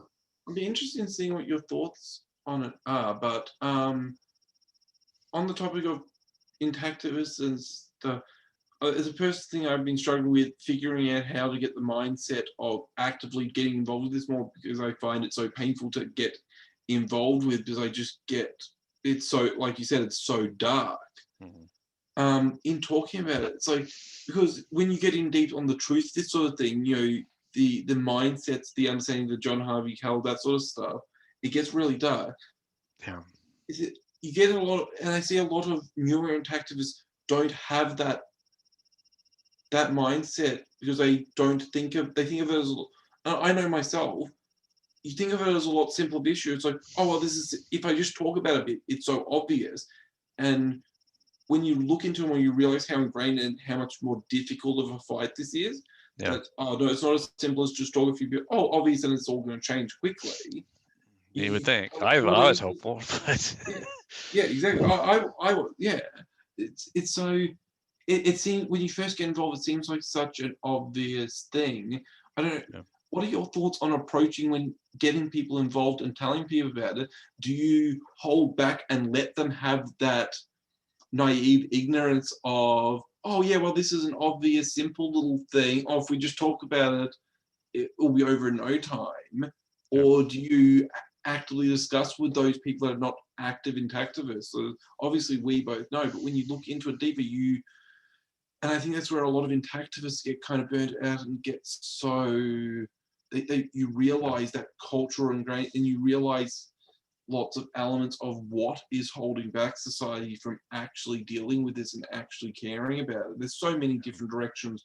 I could talk for hours on different reasons why society is so resistant to actually doing anything about it.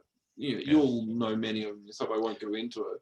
Yeah. Like, No. do we refrain from actively talking about that sort of stuff to allow people to have that time period of that positivity, to think I as, I give people as much information as they're willing to let me give.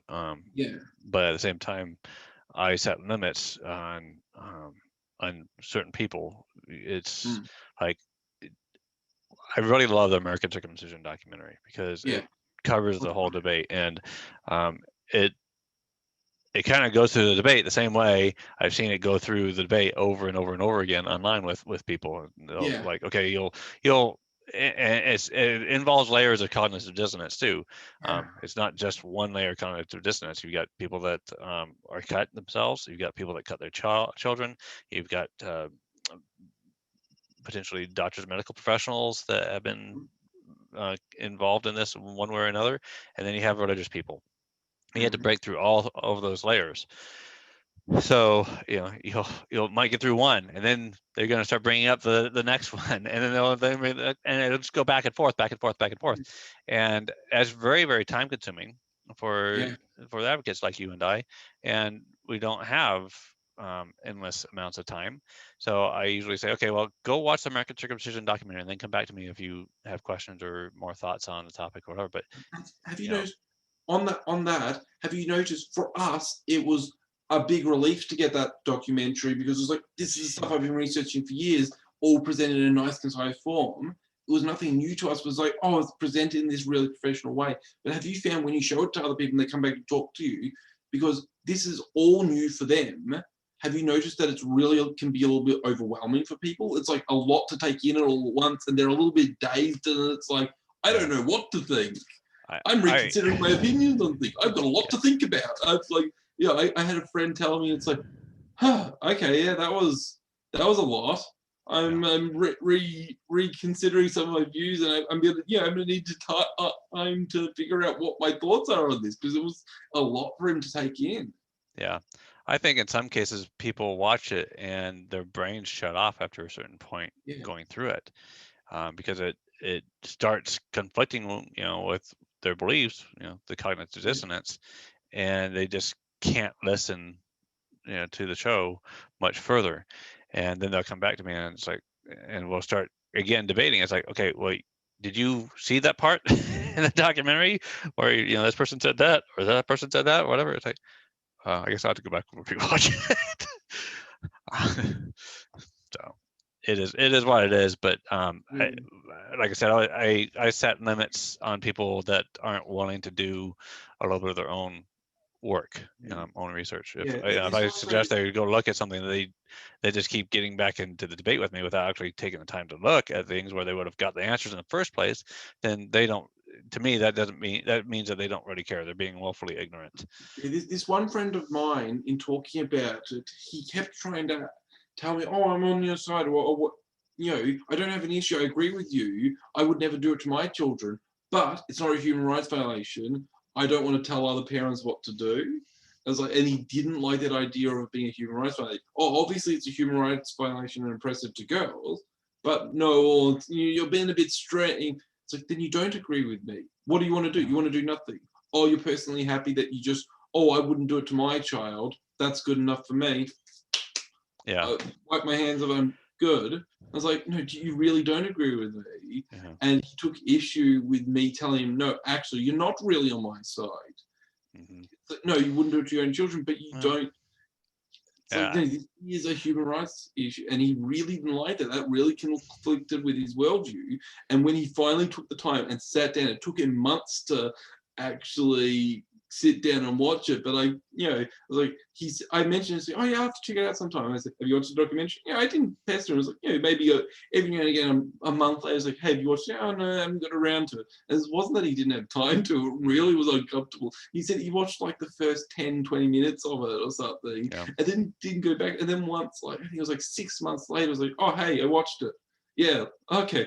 That was a loss. Yeah. I got some stuff to think about, because it wasn't that he Yeah. didn't have the time, that it was just if he didn't want to sit down and watch it because it was very confronting. Mm-hmm. It was like, and he wouldn't necessarily have expected that it was confronting for him, because he was telling me, oh, I agree with you. Oh, I agree with you. I agree that it's not a positive thing. I wouldn't do it to my children. Yeah. But then watching it, his resistance to calling it a human rights violation, Mm-hmm. that's what's so brilliant about American circumcision. It's hard to walk away from that and ignore the aspect of human rights violation. It confronts Brendan Marotta, like, kind of hits you. It does in such a eloquent way, but it really kind of in an hour and a half warps you over the head with Mm-hmm. yes, this is a big massive human rights violation. Yeah, it is brilliantly patched together very well. Yeah. Very impressed with Brendan. Oh, it's so good. Yeah, the thing is though is people have to kind of process things in their own time. You have to meet them where they're at.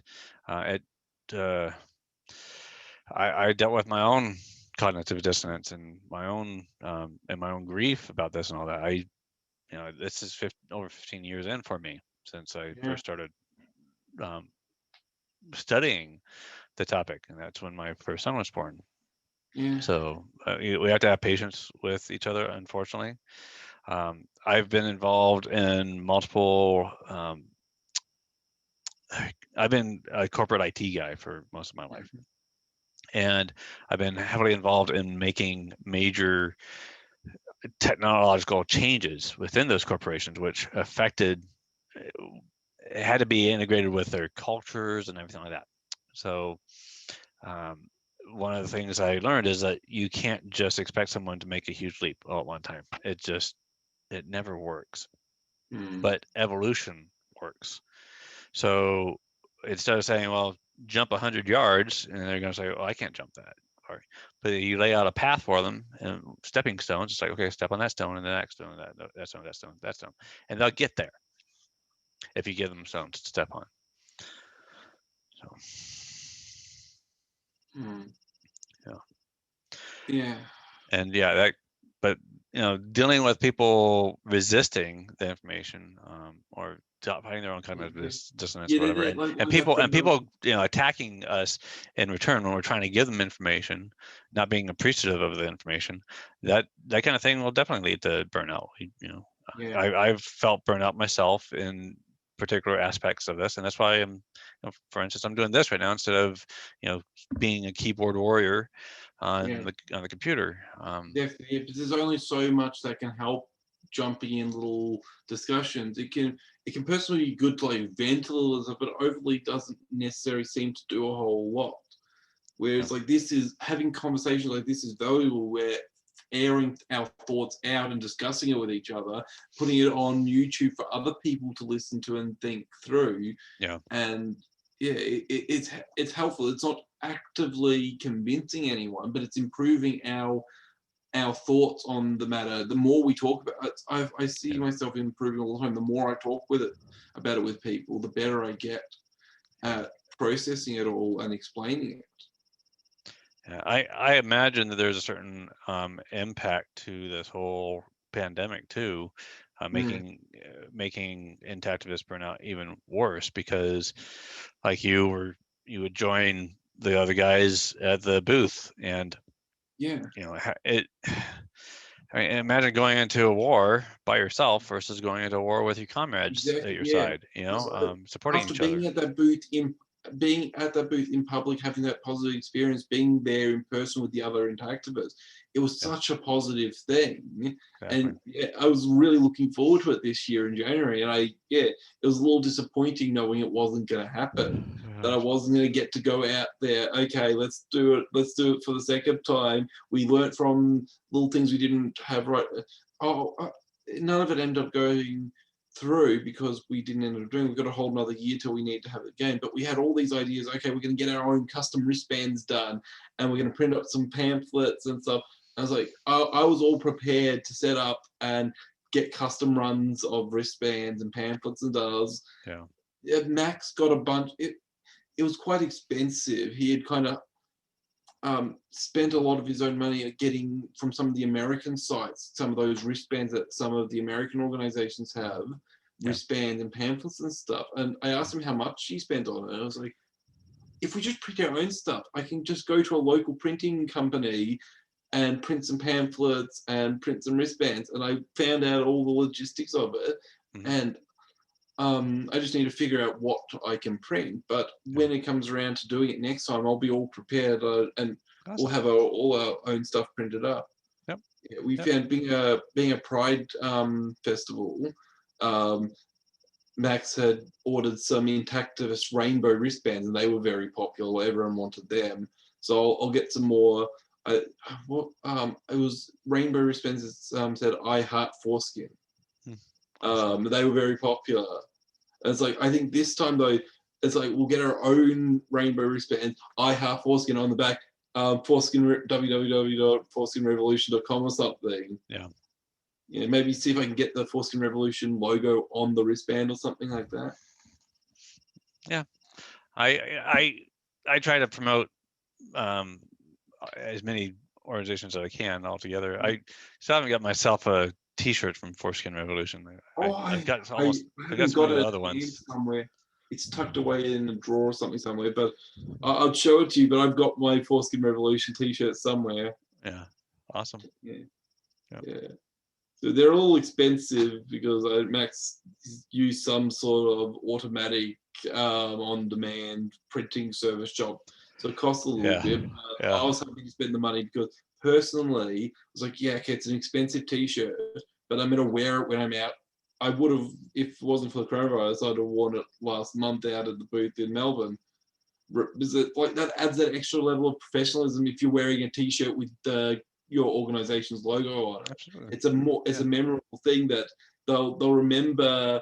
They're sitting having this really interesting conversation with that person, and when they're looking at you, you got your organization logo right there on your chest. They'll remember it, and if they see it again, whenever I did booths with Your Whole Baby, I was usually the guy that would organize it, so I would also make sure that everyone had a T-shirt one way or another.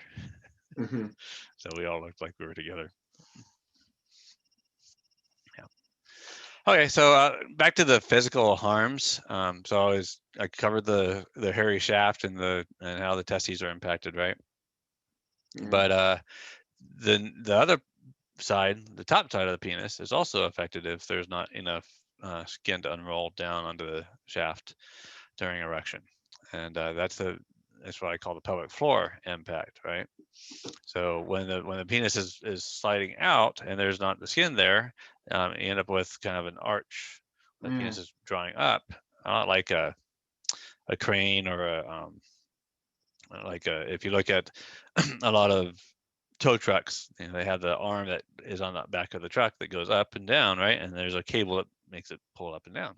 Well, your skin is acting like that cable because the part that fills up with blood is the corpus cavernosum. It's inside. It's separate from the skin that slides up and down on the penis, right? So I compared it a lot to like those balloons that you see at the fairs and the circuses and whatever that they twist and make into flowers or animals or whatever. You just take one of those balloons, fill it up, and then just bend it, and it'll kink, right? Well, the corpus cavernosum is filling up with blood, and the more that it fills up with blood, the harder it gets. It's not meant to go bend one way or another, and this can lead to challenges when when there's sexual activity, when the partner is expecting it to be straight, especially if they've been with someone that's intact or at least has a lot more slack skin, and their penis is going straight out from their body instead of curving up. So when it's curving up and they try to make it straight, then you have quite often with like a double kink, kinks up and then kinks over. And that I've had cases personally where I'd have to like stop my partner from moving a certain way or whatever because I couldn't move that far. And actually, Mark pointed out yesterday that that could actually also lead to um, damage inside because, and you can look this up, like the corpus cavernosum can break inside, and then you end up having like internal bleeding. Got to get that kind of thing fixed, and then there you go, you got more scar tissue. But yeah. And then another thing that happens, it seems to be quite frequently to boys, is meatal stenosis. And that's because the glands isn't covered, and that's where the urinary tract comes out at the very end. That's the meatus. And it develops skin, tissue, scar tissue, whatever it is, it just builds up around there. And then the meatus closes up some. And that can make for some painful urination. In my case, I actually ended up with a tiny little skin bridge. A little bit of skin jumped across there and made my urine spread all over the place when I go when I urinate. And I was visiting my grandmother one summer, and I have a very vivid memory of this for some reason. But she took me to the doctor, and the doctor just nipped it, and the problem went away. And I still think that I have a certain level of meatal stenosis still because I've looked at images where they show the intact penis and the one that's not, and like squeezing it, they're pushing down on the glands and showing how wide it opens compared to the one that's on the guy that's preputially amputated. And after paying attention to this, I noticed that I have a little bit of a sharp pain right there at the very end. It's mild, and I've been living without for so long. I'm not going to go get anything done about it, but it is something that affects me. Yeah, it's a very common thing to hear. It's kind of sad to think that to get information on this sort of stuff, we turn to just photos and videos and stuff online and exploring to just observe differences in things to try and that's how we get our understanding of things like this, and we're kind of half guessing, half looking at things to try and understand it. That's so much of trying to come to our understanding of just out of observation and watching all this sort of stuff. It's said that that's because there isn't the statistical information. That's where we have to turn to. Yeah, for this sort of information all of the time. Yeah. I often think that would be really cool to, instead of having the papers that ask whether you're male, female, and maybe other, to check off male intact, male C for male circumcised, and same thing with female intact, female C or whatever. I don't know. And then they could correlate better certain issues with which one you are. That'd be a worthwhile thing to like try and collect statistical data. I don't know what information you'd try and collect alongside it to see if there were associations. But that would be really cool to see that sort of statistics. Because I'm sure there would be all sorts of things you could see correlating with it. Yeah, for sure. And then I spoke about this a while ago, but skin bridges occur. I don't know what the rates are, but SPU did a study and found out that like 11.5% of all infant circumcisions end up with some sort of need for revision or whatever, or botches.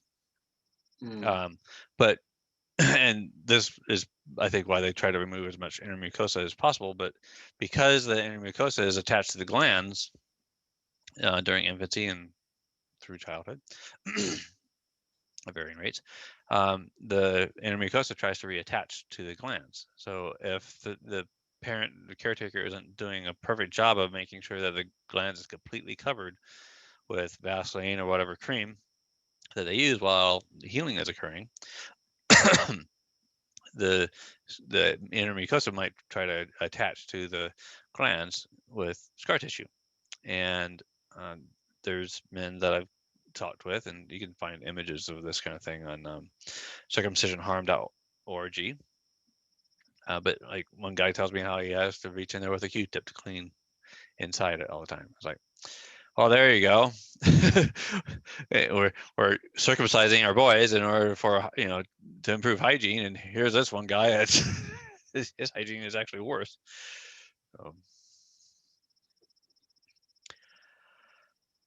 Who knows what kind of effects that has on sex, but it probably is not attractive to sexual partners. I imagine it would have effect that those skin bridges would have effect on the way things move. It's holding and restricting things in certain ways. It would have to have effect on the movability and flexibility of things.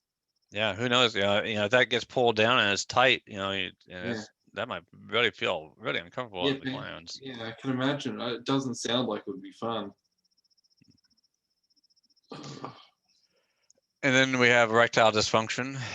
Yeah, I mean, the best statistic you can point. A lot of people in Texas will point out the rates of Viagra use in the United States, and also sexual lubricants way higher in the United States than any other Western country. It's like, I wonder why. Yeah.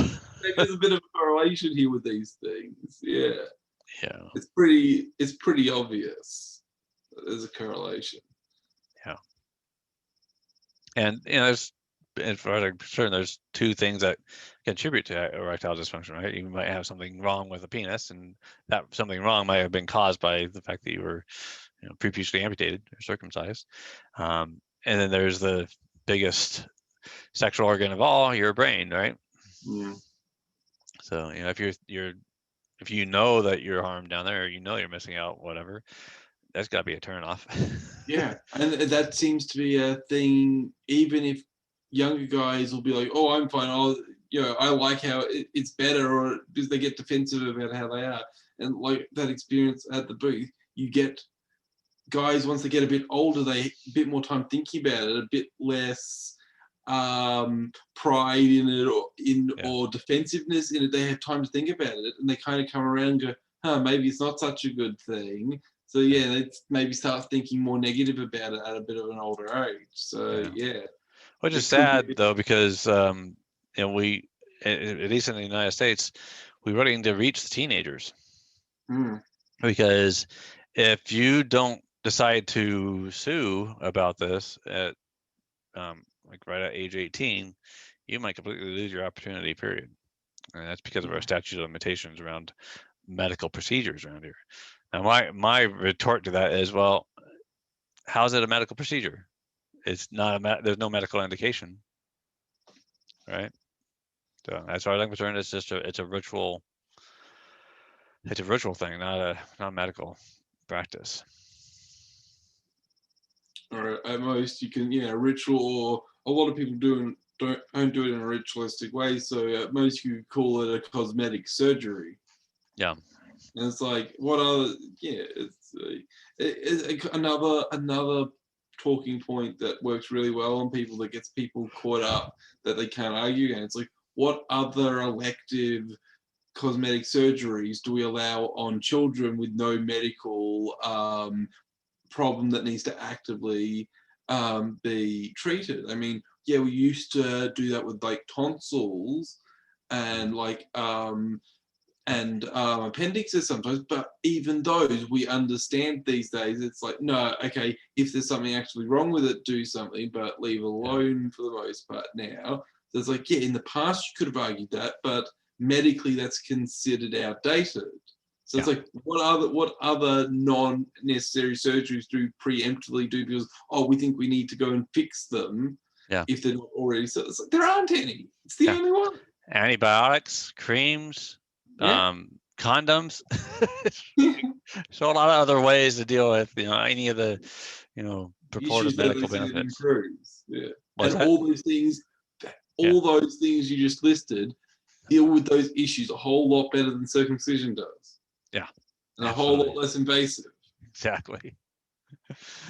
Uh, Oh, so the next damage that I recently added this to the list. It's premature ejaculation.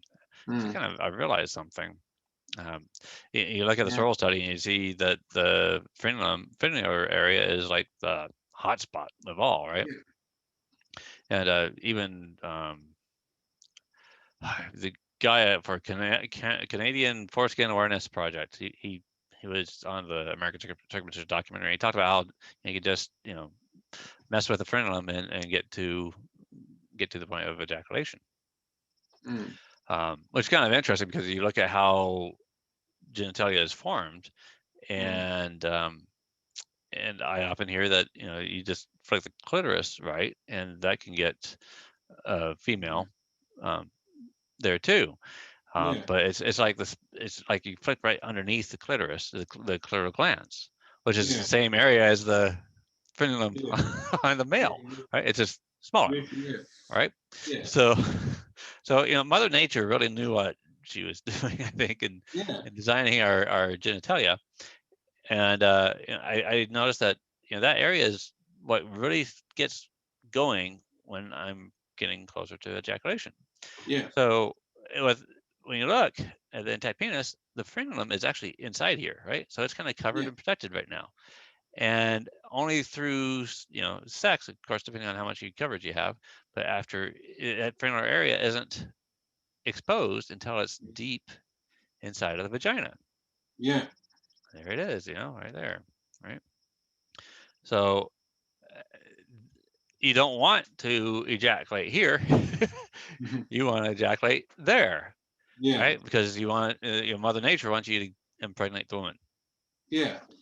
And also with the premature ejaculation side of things, that like a good argument that seems accurate is that you'll hear some circumcised guys go, well, oh, I wouldn't want it any more sensitive. Oh, if the foreskin is really as sensitive as it is, oh, I'm better. It's like I don't want it any more sensitive. I'd barely last a few seconds. But Yeah. the thing that the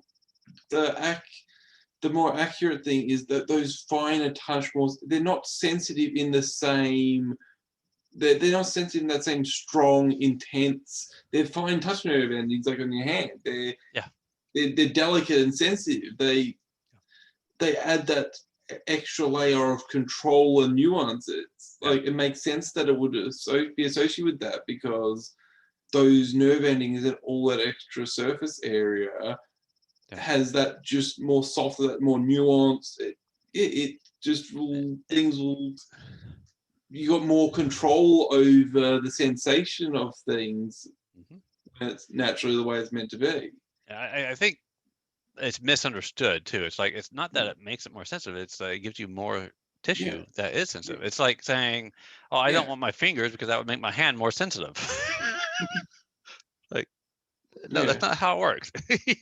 You have more hand, but it's sensitive. It's not that your hand got more sensitive because you have fingers. It's you have more hand yeah, there, right? So don't cut off the fingers. mm, yeah, All right, and then the last physical impacts are general botches, and there's a whole range of things that go on. Right, there's the glands get harmed one way or another. And that's part of why they created the Bell method to try to protect the glands. But even like the Plastibell with the string, if it's not put on just right, and maybe it's some part of slips off, whatever, it can end up cutting off blood supply, whatever, and causing problems with that too. You can go look at circumcisionharm.org and you see lots of lovely pictures if you want to of many kinds of botches. And then you got more severe botches like David Reamer completely losing his penis because something wasn't set right when they were using electrocautery, I think it was. Yeah. I And haven't then, read it yet, but I actually bought the book of that. oh, did you? David Weimer's book? Yeah, I haven't had time. I've watched the documentary. There's a really good. Have you seen? You can get it on. There's an archive version of. There's a baby. The best resource for that is the BBC. There's an old BBC documentary where they reenact some of the Dr. John Money and the stuff with him talking to David Reimer as a child and stuff. They reenacted a bunch of it. Have you seen that one? No, I don't think I have. I can maybe go back and, so not to interrupt the conversation now, I'll go find it and send you a link to it. It's like a 40-minute short BBC documentary. Okay. But it's the best coverage of that story that I've seen. I haven't got around to reading it, but I bought on eBay a while ago. I bought the book about it. Oh, As Nature Made Him. But yeah, I don't think I have that one on my list yet. There. It's called As Nature Made Him. Yeah. I'm sitting here looking at my my shelf. You can look back here. I got like a shelf and a half of books just on genital autonomy. Oh yeah. Have you got any recommendations? Because even though I haven't read any of it, it's kind of hidden behind here on my shelf, but I've got this whole section of my shelf just behind here is all intactivist related stuff. I need to really knuckle down stuff. I need to get little tab notes and stuff. I'm not just gonna read through it. I'm gonna get an idea of things I want to note down and put little notes in the book and annotate it so I can go back and find little references. So I've got a resource I can go back to and find stuff that I find relevant. Yeah. Okay. Any other physical attributes or physical effects that you can think of that I haven't covered? I think we've covered that pretty good. I think move on. I think Okay. I can't think of anything else that's relevant. Okay. So then we jump into how this affects our sexual, relationships, with our sexual partners. And there's three main sections I cover on this, starting off with heterosexual, and then anal sex, and then homosexual docking, as I put it. Yeah. So for me, with a couple of my partners, because I don't have that lubrication, I don't have that rolling bearing and all that, if we got too excited, jumped too far, too fast, before my partner was, completely wet down there or whatever, I'd end up tearing her vagina. Yeah. So I learned pretty fast to slow down. And even if tearing doesn't happen, because even a sexologist, her name is Dr. Doe. There's Dr. Lindsay Doe, yeah. Yeah, Dr. she is. Doe, yeah, big fan of her channel. Sexplanations. Explanations, yeah. Yeah. I've been a fan for many years. She does great work. Yeah. I hope I don't know. Maybe I'll do it myself one day. I think some of us should reach out and try and get her more actively, talk to her, either do some sort of collaboration or even just pick her brain. As being an expert, she probably got a lot of knowledge that would be helpful for us. We should definitely try and get intactivists talking actively to her, because her completely on her own, she's done great work with bringing attention to it in her video. She had, some people have tried to reach out to her. You can look at the comments and stuff like that, and I've tried to reach out to her other ways as well, but I haven't gotten any responses. You haven't got a response? Oh, okay. Yeah. But and there's also another sexologist by the name of Caitlin V.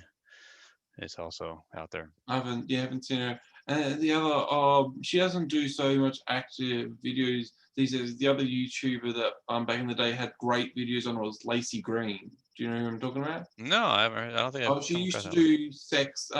She wasn't a sexologist trained in the way of someone like Lindsay Doe, but she's an old school YouTuber that talked about sex related things. And I'd say she's got at least 4 videos back in the day where she did anti-circumcision stuff. Oh, nice. I'll afterwards. I'll link. I've got a few things I need to link to. The Royal Children's Hospital stuff. I'll link you to. Yeah, she's someone else. It's you need a. I keep kind of mental list of people that are potential people we could collaborate with, and yeah, Lacey Treen's kind of moved on from that sort of stuff as being a major. She does more like internet culture-based stuff these days, but it was still clearly something back in the day that she was really passionate about, and she's still got a bit of an audience. So she could be someone else that we could collaborate with in future, just like Lindsay Doe. Is it Lacey or Laci? Remember? Let me look at. I'll just look at LACI Green. Yeah. Oh, okay. Yeah, I think it popped right up here. Yeah. Interesting. Old school YouTuber back in the day. She's been around for a long time. I remember watching her videos when I was younger, and around a similar time I was getting into the interactivism stuff, and I found her videos on circumcision, and I was like, oh, like instantly, I was like, oh, she thinks the same way. I was like, instantly. Looks like she's got all sorts of interesting topics that she covers. So. Yeah, she covers lots of interesting topics. I've liked her, similar to Lindsay. I found Lindsay Doe a bit later, but yeah, she has lots of interesting topics worth looking into. And just search circumcision, like first 4 things will come up. Her videos on circumcision she did back in the day. Yeah, I think she did videos from around maybe 2012, 2000 to 2016-ish was when, or maybe she even had older ones. I don't know, but it's been years since she's talked about it. Well, she put it this way, that the foreskin is like a space dock. Yeah. So it reduces the friction, and it keeps things inside internally, instead of sliding out and back in, sliding out, sliding back in. Every time it slides out, and the air gets to it and dries things out, and then you go back in, and you're constantly pulling the lubrication out. So, and that will lead to your partner getting sore and stuff like that, and then you won't be able to perform as often, or have as much fun throughout the day, or whatever. And then anal. Anal does, you definitely don't have any lubrication, but with an intact penis, that might not matter. As I was just showing, you've got that rolling mechanism, and you have that lubrication. Yeah, you got the mechanical lubrication, and a lot of people, like Americans, a lot of circumcised guys don't know that men naturally do have their own lubrication too. It's a mucous membrane tissue. It's moist. And the fact that that rolling bearing mechanism not only acts as its own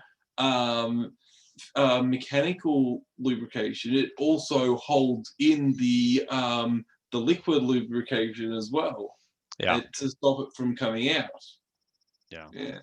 I think that was one of the first things I learned that got me pissed and sent me into a little bit of depression and all that. When I first started learning about this, is that I'd be moist down there. I have my own lubrication. Dang it. Yeah. I should be able to have that. Yeah. And then last I've got on this list is homosexual docking.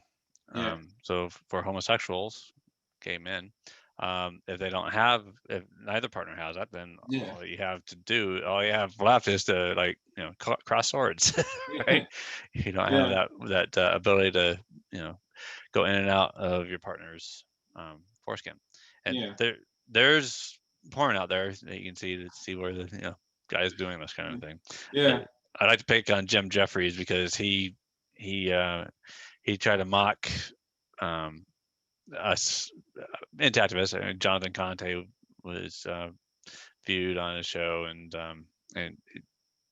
Jim, he talked about docking, and he also interviewed with Elon Cerrone in Israel, the bloodstained pants protester there in Tel Aviv. So yes, even in Jewish Central Israel, there's people that protest. So. I can imagine just how difficult it would be. It's like, I guess when it comes to the actual going out in-person activism, I'm very lucky because I live in an area where I go out and do that sort of stuff, and I get positive reactions. Yeah. I'm pretty sure that it varies from different place to different place. Yeah. Even here in the United States, you can tell when the bloodstained bloodstained men go to different places of the U.S. There's certain areas that are much higher cut rates than others, and Yeah. and like on the West Coast, they get far more support than they do when they go towards the Yeah. Midwest.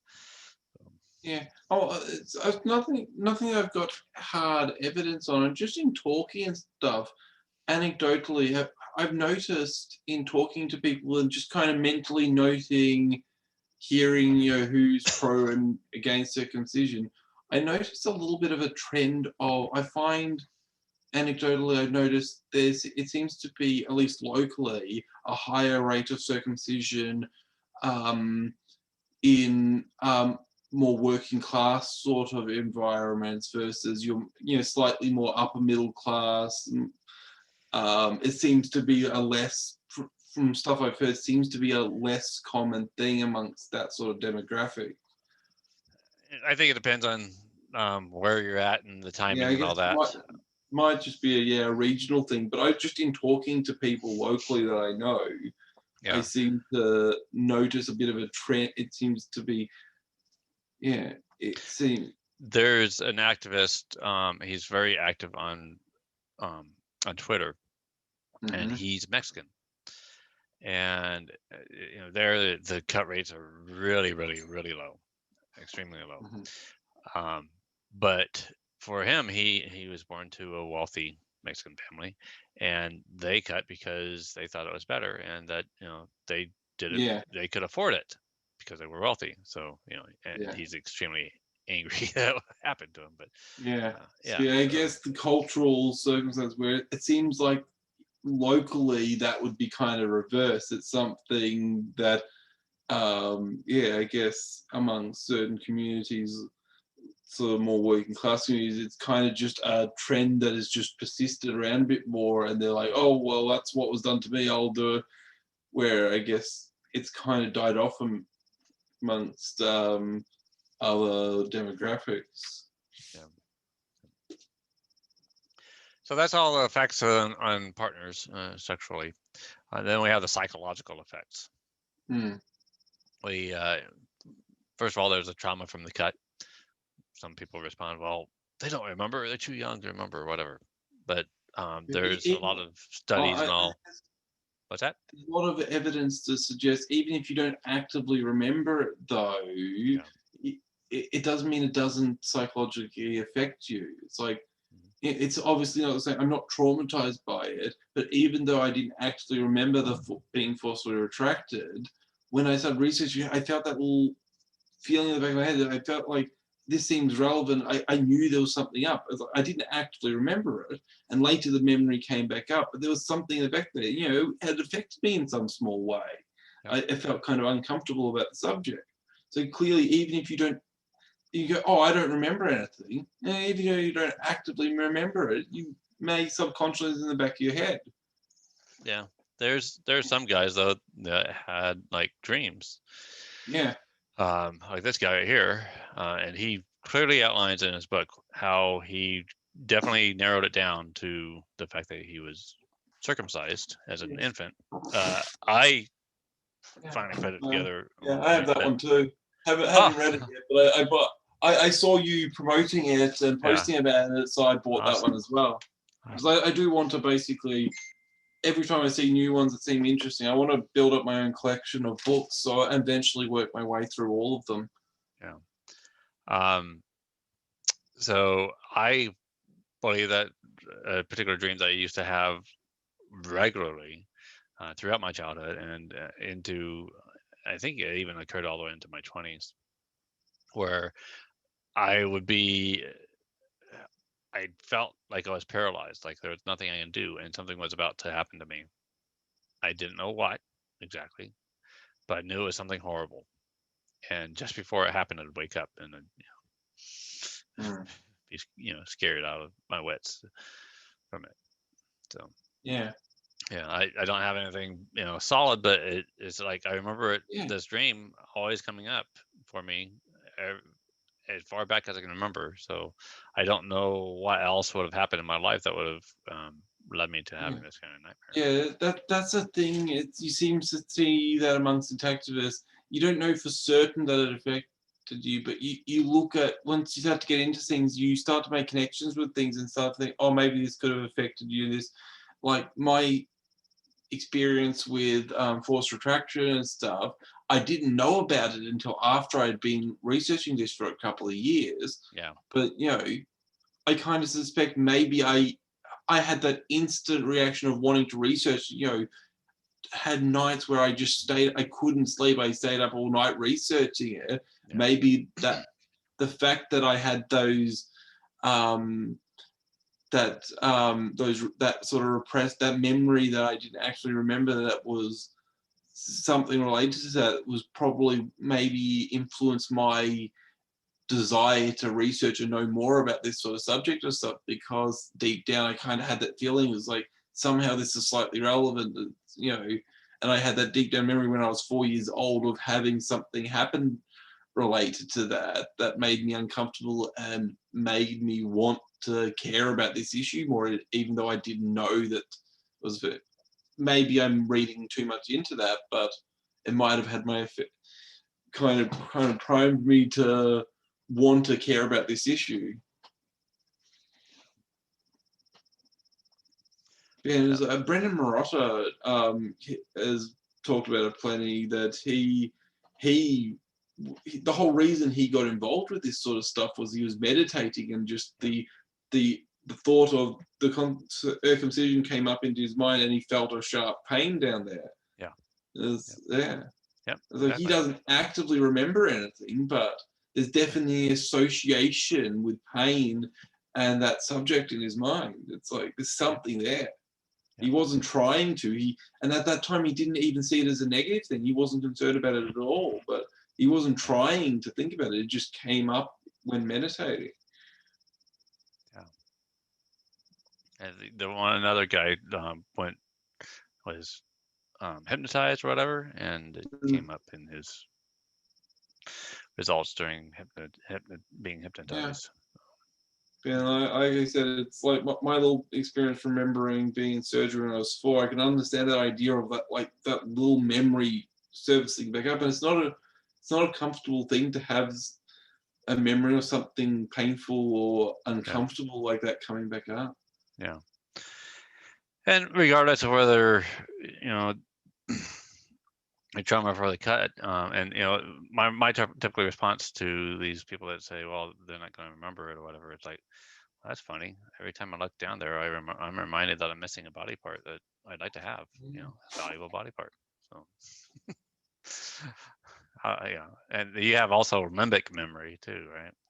Yeah. So like people that have had an arm cut off or whatever, they have ghost feelings or whatever. Your brain is still expecting it to be there. Yeah. And then another psychological effect is the trauma from discovering the loss, the harms. And I personally, as I listed off all those physical things, right? And I learned them piece by piece. I didn't learn them all at one time. I'm kind of hoping that men will be able to hear all of the whole list all at one time. But I've talked to men before, and I like just list off one aspect of the harm, and they get all upset, and they just like they just say, "Man, I'm mad that was taken away from me." Yeah. And I just trying to tell them about how this would be the different, or that would be different. Whatever. It's like, okay, time out. I can't handle it anymore today. Yeah. Oh, yeah. The subject. I think for anyone, the more you learn about it, even if it's not personally relevant to you, it can get overwhelming when you realize it all adding up, and to realize how serious it is.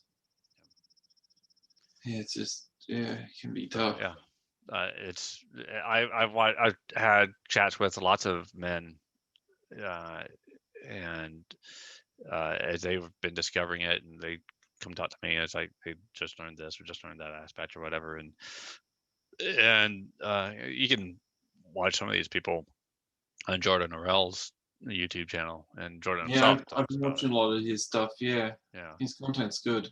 So it really shows how this really impacts men psychologically when they're harmed. And I see the same thing when it comes to female circumcision. When you can look at a lot of documentaries and all that Yeah, show women talking about the harm that was done to them and what they had to go through and surgeries that they had to go through or whatever, or especially for them, the memory of yeah, getting cut, because a lot of them were cut as adults, or yeah, not as adults, as older children, right? yeah, So they actually had memories of the procedure being done on them and how they were being held down by their mother or auntie or yeah. whatever, and then getting cut. And Yeah, but then the main difference there, though, is that society is very accepting of being empathetic towards them and allowing them to openly talk about it yeah, and accepting of the idea that, okay, something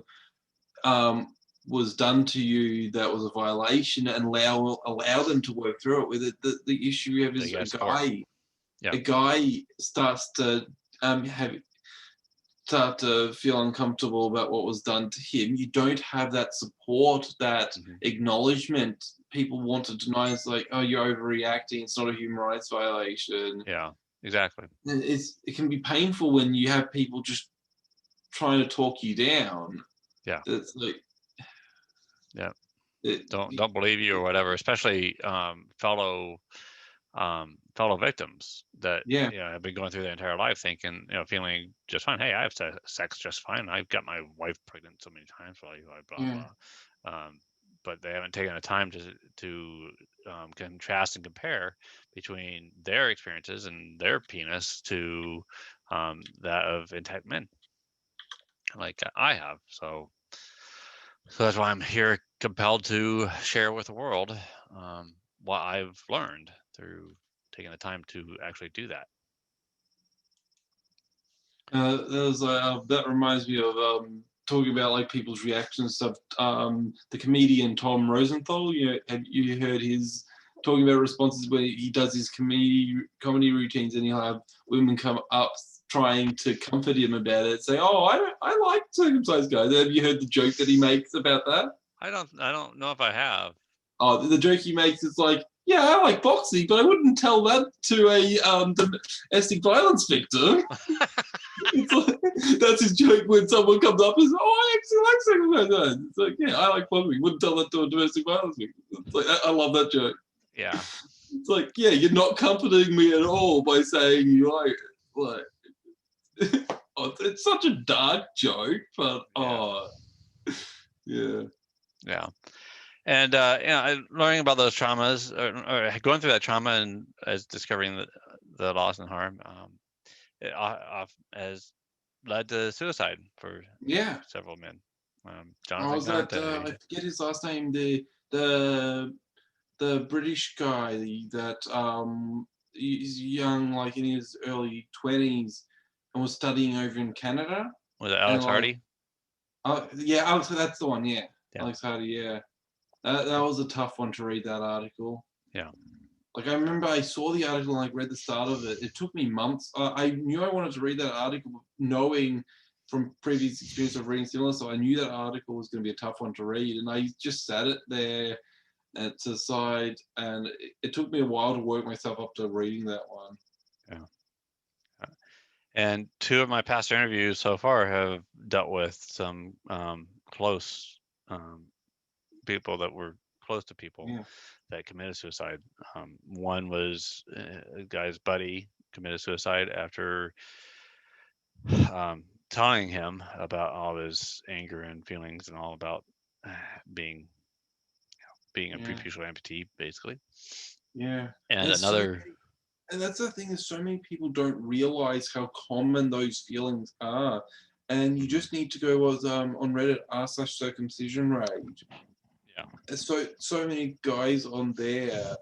It's such a dark subreddit to go to. yeah, So there's lots of guys that feel like that, but society, we just don't acknowledge or let them.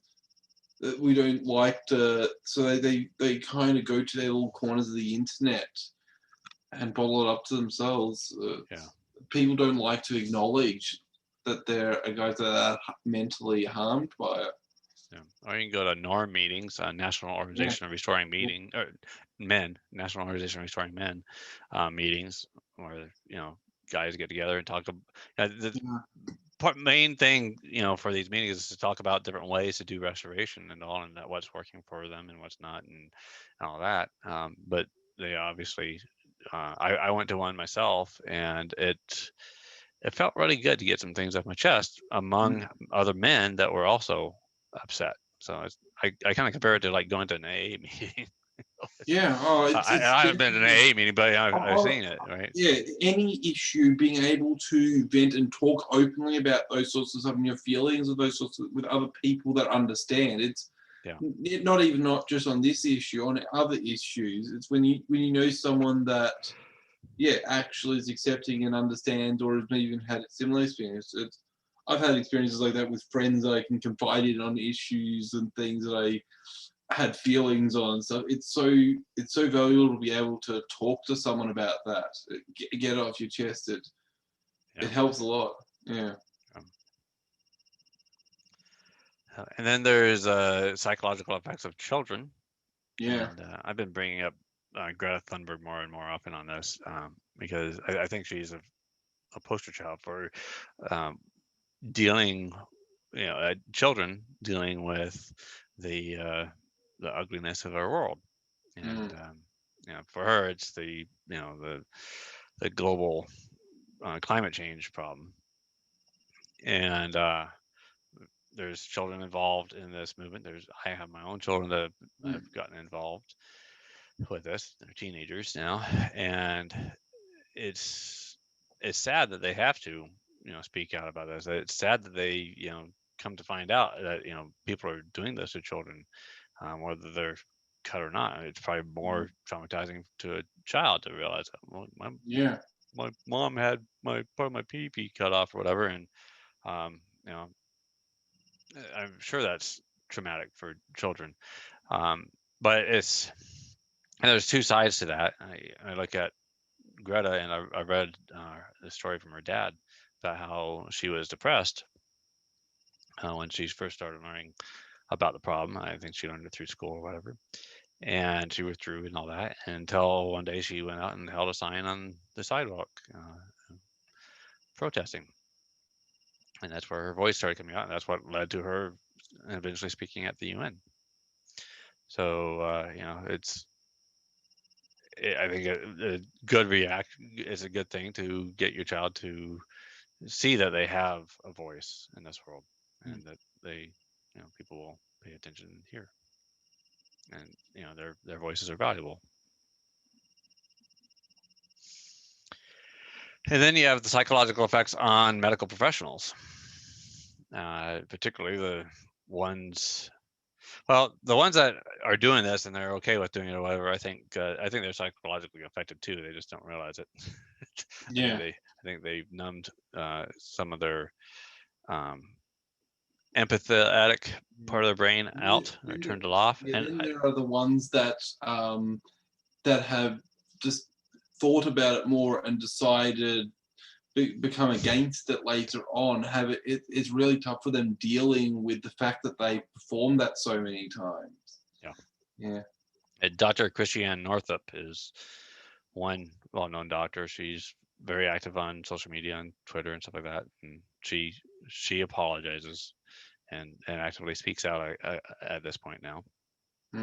But yeah, so even I see the value in medical professionals shutting off their empathetic center of their brain, so they can focus on getting the job done, right, and not getting bogged down in emotions. Exactly.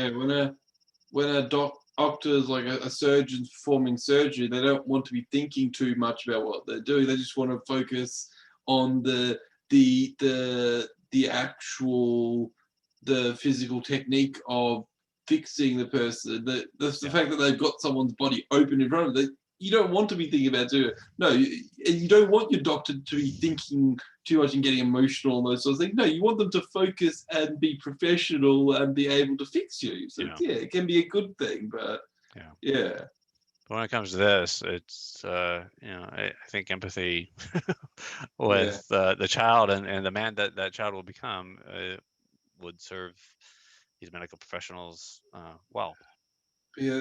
That's one of the biggest hurdles we seem to face is that even with people who agree with us, seem to really be resistant to seeing. They'll try and focus.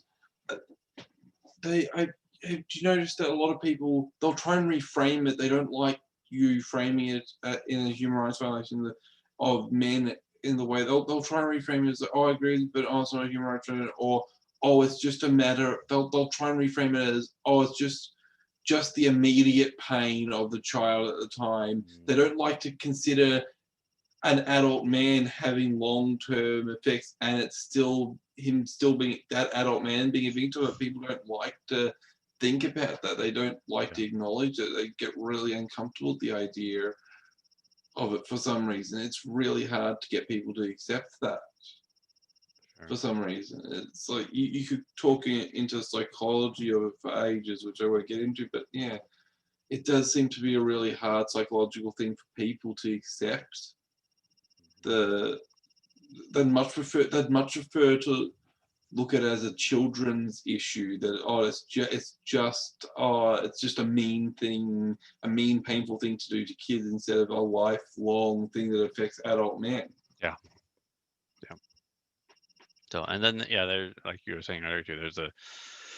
There's a medical professionals that know this is wrong, and some of them are in our movement, and some of them Yeah. have to work in hospitals or clinics or whatever that do this, and they they definitely share their emotions about uh, how difficult it is to work in those kind of places.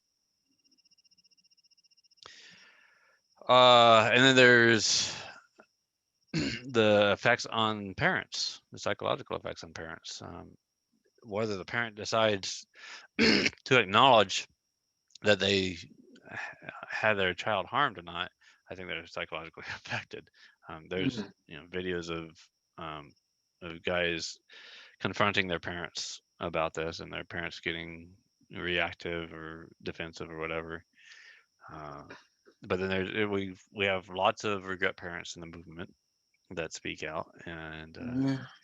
I even as a parent myself that again came so close Yeah. to allowing it to happen to my own child. The just the thought of that just it really makes me sick. Mm. So, and then the last is on intact individuals, individuals that haven't gotten genitally cut. And I have that on my list here as intact men, but the same could be said for women that are intact, living in cultures where cutting genitalia is a normalized thing to do. Yeah. And especially in America, where the rates are higher, that idea of kids bullying the kid that's different. If the rate of circumcision's higher, they feel Yeah. insecure about. Yeah, that's definitely an issue. Yeah. Yeah. I've had intact men tell me, I felt ashamed or whatever for having my whole penis when I was a Mm. child, or whatever, because my buddies didn't have it or whatever. So, Yeah. um, yeah. And then there's the next major section is about relationships, Mm. and the first part is the relationship between the child and parent, and and having trust between the child and parent. As a parent myself, having my children trust me to be able to tell me whatever is going on for them is very important to me. So, and I imagine that child-parent trust starts breaking down right away if the child is taken away as an infant, shortly after birth or whatever, to have part of its genitalia cut, and it's being laid down maybe on a board and strapped down, and it's cold or whatever, and it might cry, and no one does anything about it. So parent isn't helping here, so I'm trusting my parent that my parent's going to take care of me less. Then all of a sudden I feel pain down there in my groin area, and I'm crying and screaming, and no one's doing anything to take it away. There goes more trust, right? And then the child decides to confront the parent, and the parent doesn't acknowledge that they did anything wrong, or doesn't empathize or sympathize with the child at all. Well, there's another reason for the trust to go away. Yeah. And it sounds like you had you had some challenges yourself, even though you Yeah. weren't cut. I understand. Yeah, it wasn't nearly as severe, but I can understand it. Like because it was an emotional moment for me when I was like, I didn't know what was like, because the moment when I asked, I hadn't connected. I only connected the dots when she responded back, oh yeah, you had phimosis, the doctor said. And I was like, it all clicked in that moment. So in that moment, I got a bit emotional. I was like, no, I didn't have, that's rubbish. No, that was actually, the doctor didn't know what he was talking about. I was perfectly healthy that way, and explained that. And my mum got all defensive, as if I was attacking her. I guess maybe it could have come across that way, but no, but she didn't realize I wasn't attacking her or anything. I was getting a bit emotional because I was realizing my body had been altered. And it's like, and I had, for a while, a couple of weeks, I'd been trying to piece together. It's like, I know something happened, I just don't know what it was. Found the confidence to go and ask about it, figured out what it was, and my mum was getting funny about me having an issue with it. So I was like, oh, well, the doctors knew what they were doing. Yeah. And she got all defensive. It's not fun when you realize something has happened to you, and your own parents are like getting defensive. Oh, well, yeah, it was the doctors will do it, and they get all funny about it. Obviously, I presented enough information. My mum finally was, oh, okay, yeah, actually, yeah, the medical information was just out of date, and the doctor was an idiot.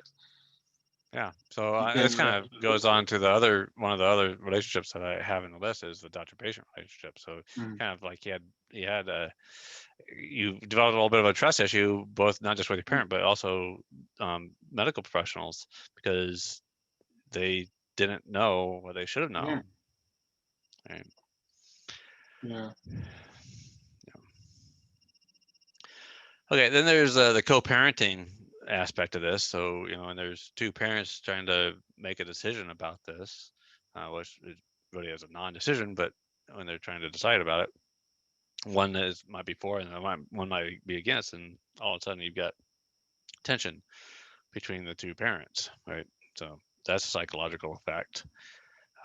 It's sometimes one that leads to divorces just over this one issue. So just imagine how I wonder how many less divorces there would be if we didn't have these genital cutting rituals in the world. And then we have the mother-child bond side of it.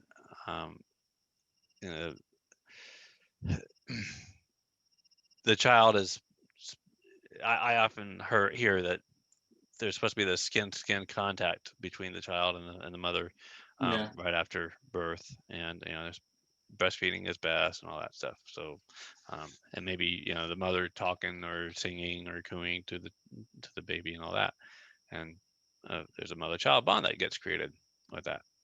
If the child is being taken away shortly after birth to get genitally cut and then brought back with this painful sore on his most sensitive spot on his body, his genitalia, as that bond is broken. So it kind of ties into the child parent trust thing, but there's lots of articles about breastfeeding being hampered because of this. I mean, get something very painful on your body and then try to eat. It's not easy, right? Yeah. And then there's the relationship with pedophilia, and there's lots of theories that run around on how this is connected with pedophilia or even creates pedophilia. There's I've heard stories about nurses that would point out the fact that the doctor or the butcher or whoever got an erection during the procedure. Mm. Or for me, I've got this one particular theory about it, and that is that if the man is missing, you know, some of the most erogenous parts of his penis, he's left with pressure to depend on. You know, you got light touch sensations and you got pressure sensations, right? Deeper um, deeper nerves, right? So in order for that pressure to work, you have to have something tight to insert the penis into. And I've seen like on movies and stuff like that where women talk about doing their Kegels or whatever for their man, whatever, right? To make their vagina tighter. But it seems to be a common idea, whether it's true or not, I don't know for sure, but that younger women, girls, or smaller women, Mm-hmm. have tighter vaginas. And one of the surgeries that have become more and more popular lately is women getting reconstructive surgery or labiaplasty down there, Mm. maybe to better satisfy their man. I don't know. Maybe I often hear that women think that it's their fault that things aren't going so well in the bedroom, so they think that they need to do something. When in fact, the reality might be just that their mate is missing part of their genitalia. So, but yeah, that whole idea that there needs to be pressure and might be a reason for men to be attracted to young women. Mm. And there's a doctor-patient relationship aspect. Now, personally, I can't, I just couldn't have a doctor that supported, promoted, or performed these procedures, because as far as I'm concerned, it's a violation of the Hippocratic Oath. And if they can do that ethical violation, then what other ethical violations are they wanting to make when it comes to my own treatment? So I don't imagine you run into that much in Australia, because I imagine most doctors are probably against it, right? Mm. Yeah, to some degree. I don't think you see a huge amount of discussion around it. Yeah. Okay. And then the last item on the relationships is friends and family. You could also Mm. include like coworkers, if it's something you even bring up at work or not, and whether your Yeah. coworkers become friends or not. But I've I definitely talked about. With at least one coworker, I've definitely talked about it well, yeah, when it came up. Was that turned into an interesting conversation?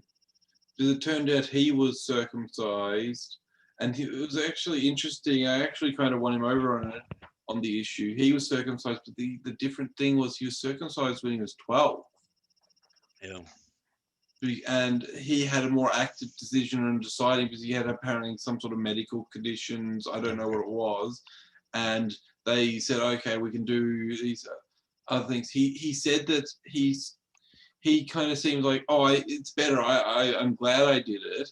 yeah, But I think there's kind of a bit more behind it than he was saying or realized. He seemed to think it was his own idea to go with that, to deal with it that way, yeah, rather than going with other medical methods of treatments of creams or less invasive things. yeah. But at 12, I think there may have been some sort of pressure or something to, like, some sort of peer pressure thing. It was like other people in his family or his father's. I feel like, yeah, it was kind of awkward. But in talking to him, explaining how, you know, I was like, yeah, but you had more of a choice in it. But a lot of the Yeah. time, this is done to children at a young age. And it's like, oh yeah, I guess. Well, yeah, why would I? Yeah, yeah. But if I ever have kids, I probably won't do it. It's like, Yeah. because I'll let them choose themselves. Because yeah, I was 12. I may have preferred it, and I made a decision. And he was like, yeah, actually, and I was like, so potentially he saved a couple of kids from, down the line if he ever has kids. Awesome. Like him being circumcised, he may have actually gone and just done it because it's like, oh, I'm happy with my, by the way, oh, my my sons will appreciate it and just kind of continue it. But I made him stop and think about it. Yeah. You know? Did he share any details like whether he has any coverage index or Oh slag no, we didn't go that deep into the subject. Yeah, and how but much yeah. intermucosa, frenulum, and all that good stuff? Otherwise, I haven't really brought it up with coworkers. It's like it's one of those things. It's like, oh, do you really want to bring it up and potentially cause controversy with coworkers at work? Yeah, doesn't really seem worth it. So I bring it up with other friends, but coworkers, yeah, not so much. Yeah. At least in the States, it's because it's such an ingrained and normalized thing. It for a lot of advocates here in the States, they've lost friends over it, and even family members. Family members would cut them off or unfriend them on Facebook, for example, or anything like that. I even had a cousin block me on Instagram. Okay. But that's kind of a disheartening thing, and that's also contributes to intactivism burnout because we're not getting as much support as we probably need to continue on. And you were referring earlier about with FGM, these FGM anti-FGM activists, they get more support than the anti-MGM activists, and it's true. I watched a video of Heba Wardir sharing her story, and she got teary-eyed and all that, and but she lives in the UK. So she wrote a book and she's speaking out and everything, but she lives in the UK. So in the UK it's pretty well accepted that this thing that's going on and this place that she came from is absolutely horrible. But would she have the bravery to do that in the country she came from where she was cut? Or it's so normalized and so accepted and thinks that people think that's better and all that. I don't know. It'd be really interesting to hear. Which gets into the next major section is about FGM, right? FGM and intersex surgeries and how this is all interconnected. If you watch enough videos and read enough about those procedures as well and the reasons behind them and all that, the reasons why they continue or got started or whatever, you'll notice a connection. They all have the same roots.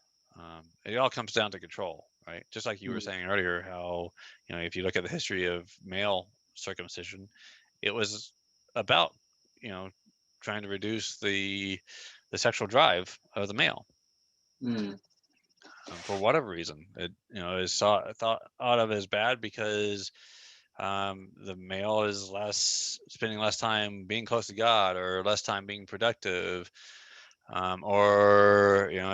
But Dr. Kellogg is like, okay, masturbation is a good thing because it takes a lot out of you, and then you end up getting sick or whatever. And then all these other ideas kept coming out of the woodwork about it all. So once again, control. With intersex, it's about making their child look like the binary, fully male or fully female. Oh, that clitoris is too big. Let's shave it down so they look more like a female. Or oh, that penis looks really small. It's a micro penis, or something like that. Right? Or it could have a mix of genitalia, a vulva with scrotum. I don't know. There's a lot of cases out there, and all it takes is some like YouTube searches or whatever. Type in intersection, find. I've looked into a fair bit. There's a really good. It's hard to to watch it online. You have to. There's a YouTube version of it. You can probably watch it fairly easily. I'll send you a link to it as well. But there's a really good documentary by an intersex woman here in Australia. There's a documentary, Orchids, My Intersex Adventure or something. It's good. It was a really good documentary made by intersex woman like going in depth and kind of exploring the subject and talking about her personal story and interviewing other intersex individuals she'd met and stuff. It's a really, and it touches on the human rights side of things. Herself being she had the intersex condition, androgen insensitivity syndrome. Are you familiar with it at all? Yeah. Yeah, a little So bit. yeah, Yeah, as like she wasn't really told exactly what was being done or why, but had her internal testes removed as I think it was a teenager or yeah. older child, and yeah, so having to take hormones to counteract that For the rest of their because life, right? yeah, Yeah, it has to. Geez, that's a really good documentary. That one. yeah. Yep, I know one intersex person that got their testes removed, and Was has it? to. Yeah. Is that the one that um is that the one that was traveling around with the bloodstained men? Anastasia, yeah. Anastasia, yeah, is that who you know? Yeah. Yeah, I Yeah, saw well, her. that's one of the many intersex people I know, but Yeah, I remember I watched her bloodstained men video. Yeah, was it on bloodstained men's channel or was it on probably on Bonobo 3D? I saw it. probably, yeah. Yeah, Yeah, she did a lot of traveling around with bloodstained men, yeah, and shared Anastasia shared the story. yeah, And she shared the story directly with me when I was protesting um, with Anastasia in Vancouver, BC. yeah, That's kind of part of what led me into understanding intersex more and more. And then the yeah. Genital Autonomy America website, gaamerica.org, Mm-hmm. also has HITA. Um, going blank on her name right now. Let's see her book real quick. Hita Valoria, that's the name. Uh, happens to be here in the LA area, and yeah. So Yeah. when you It look at was the still, it was for me. It was stuff like Anastasia's video and other people like that involved with activism talking about it that got me looking into it as well. And it's like that's yeah, definitely just as much as the circumcision stuff. It's just as important a part of yeah, this fight as the rest of it. yeah, and that's why I really like the GA America website. Is it lists all three scenarios as if they're equal. It's like Yeah. we're not trying to compete about who's Yeah. the bigger harmed worst. Genital is just simple genital autonomy. It goes across the board. Everyone has a right to the genitalia they're born with. So need to stop all of it together. Okay, then the last but not least is social productivity and how all this ritual genital cutting contributes or reduces how productive we are in this world. And the first thought around that is that if people weren't spending time cutting up the genitals of children without a medical need, what would they be doing instead? Maybe solving problems with cancer or solving problems with our, COVID pandemic, or Mm. or building houses and feeding the hungry. So much better things to be doing. And same thing with us, the genital autonomy advocates. If we weren't so bothered by what's going on, Yeah. I think of the fact that there's tens of thousands of children today getting their genitals cut without a medical need. Yeah. Tens of thousands. When I started doing the math, it's like, okay, well, just in the United States alone, there's 3,000 a day, just boys, and then you start doing the math, and the U.S. is really a small portion of the world population-wise. And you look across all the Middle East and Africa and Turkey and Singapore and South Korea and the Philippines. All these places where children are getting their genitals cut, and you just start doing the math, and it doesn't take too long to get to 10,000. So, um, Yeah. So, and it seems to be a very common theme that people like you and I feel the need to speak out and do something about this every day. Yeah, I'd rather live in a world where this wasn't happening, and I'd rather be spending my time exactly. delivering Yeah, food or something. exactly. Yeah, I can just imagine what else I'd be doing. You know, it's something that I weighed on my mind for a long time now. I started to care about it around the age of 18, 19 Mhm. ish was when I slowly started to think about it. I can imagine just how much, if that wasn't something I had to think of that got way down I could just imagine what different directions I could have gone in. Yeah, I got no problem with this weighing down my mind. It's difficult. I find it difficult. I need to figure out how to process it and get better at dealing with it so I can be more useful in the movement. Mm. But yeah, it's interesting to think about like what else you could be doing if you weren't having to dedicate so much time to trying to do this. But I mean, it needs doing. So Sure. yeah, and like other people aren't willing to do it, so we have to. Yeah, yeah. I'd feel a whole lot better if, like, at least doctors and nurses Yeah, were actually providing, complete, honest information. I've even reached out to some hospitals and said, and would put in like a link to your some materials from your whole baby and say, hey, would you guys be willing to hand this out to um, you know pregnant parents? And of course none of them respond to me, but yeah, if they would be handing out decent packets of information about the practice and that explain the anatomy and functions of the male prepuce, I wouldn't feel the need. Well, I think I would feel a lot less need to talk to people about it. mm, Or even in public schools, if they didn't say things like, "Oh, some are circumcised and some are not," it's exactly the same. No, it's not. Right? Or are you being evasive about the issue with children? I went to my own children's school district. The oldest one is in high school, and the other one's in 8th grade, and so sex ed is something that comes up, and there was a meeting for parents to come to understand what was being taught. And I asked the question, well, what happens if one of these children comes up to you and says, hey, I don't have that on my penis. Why not? What are you going to say?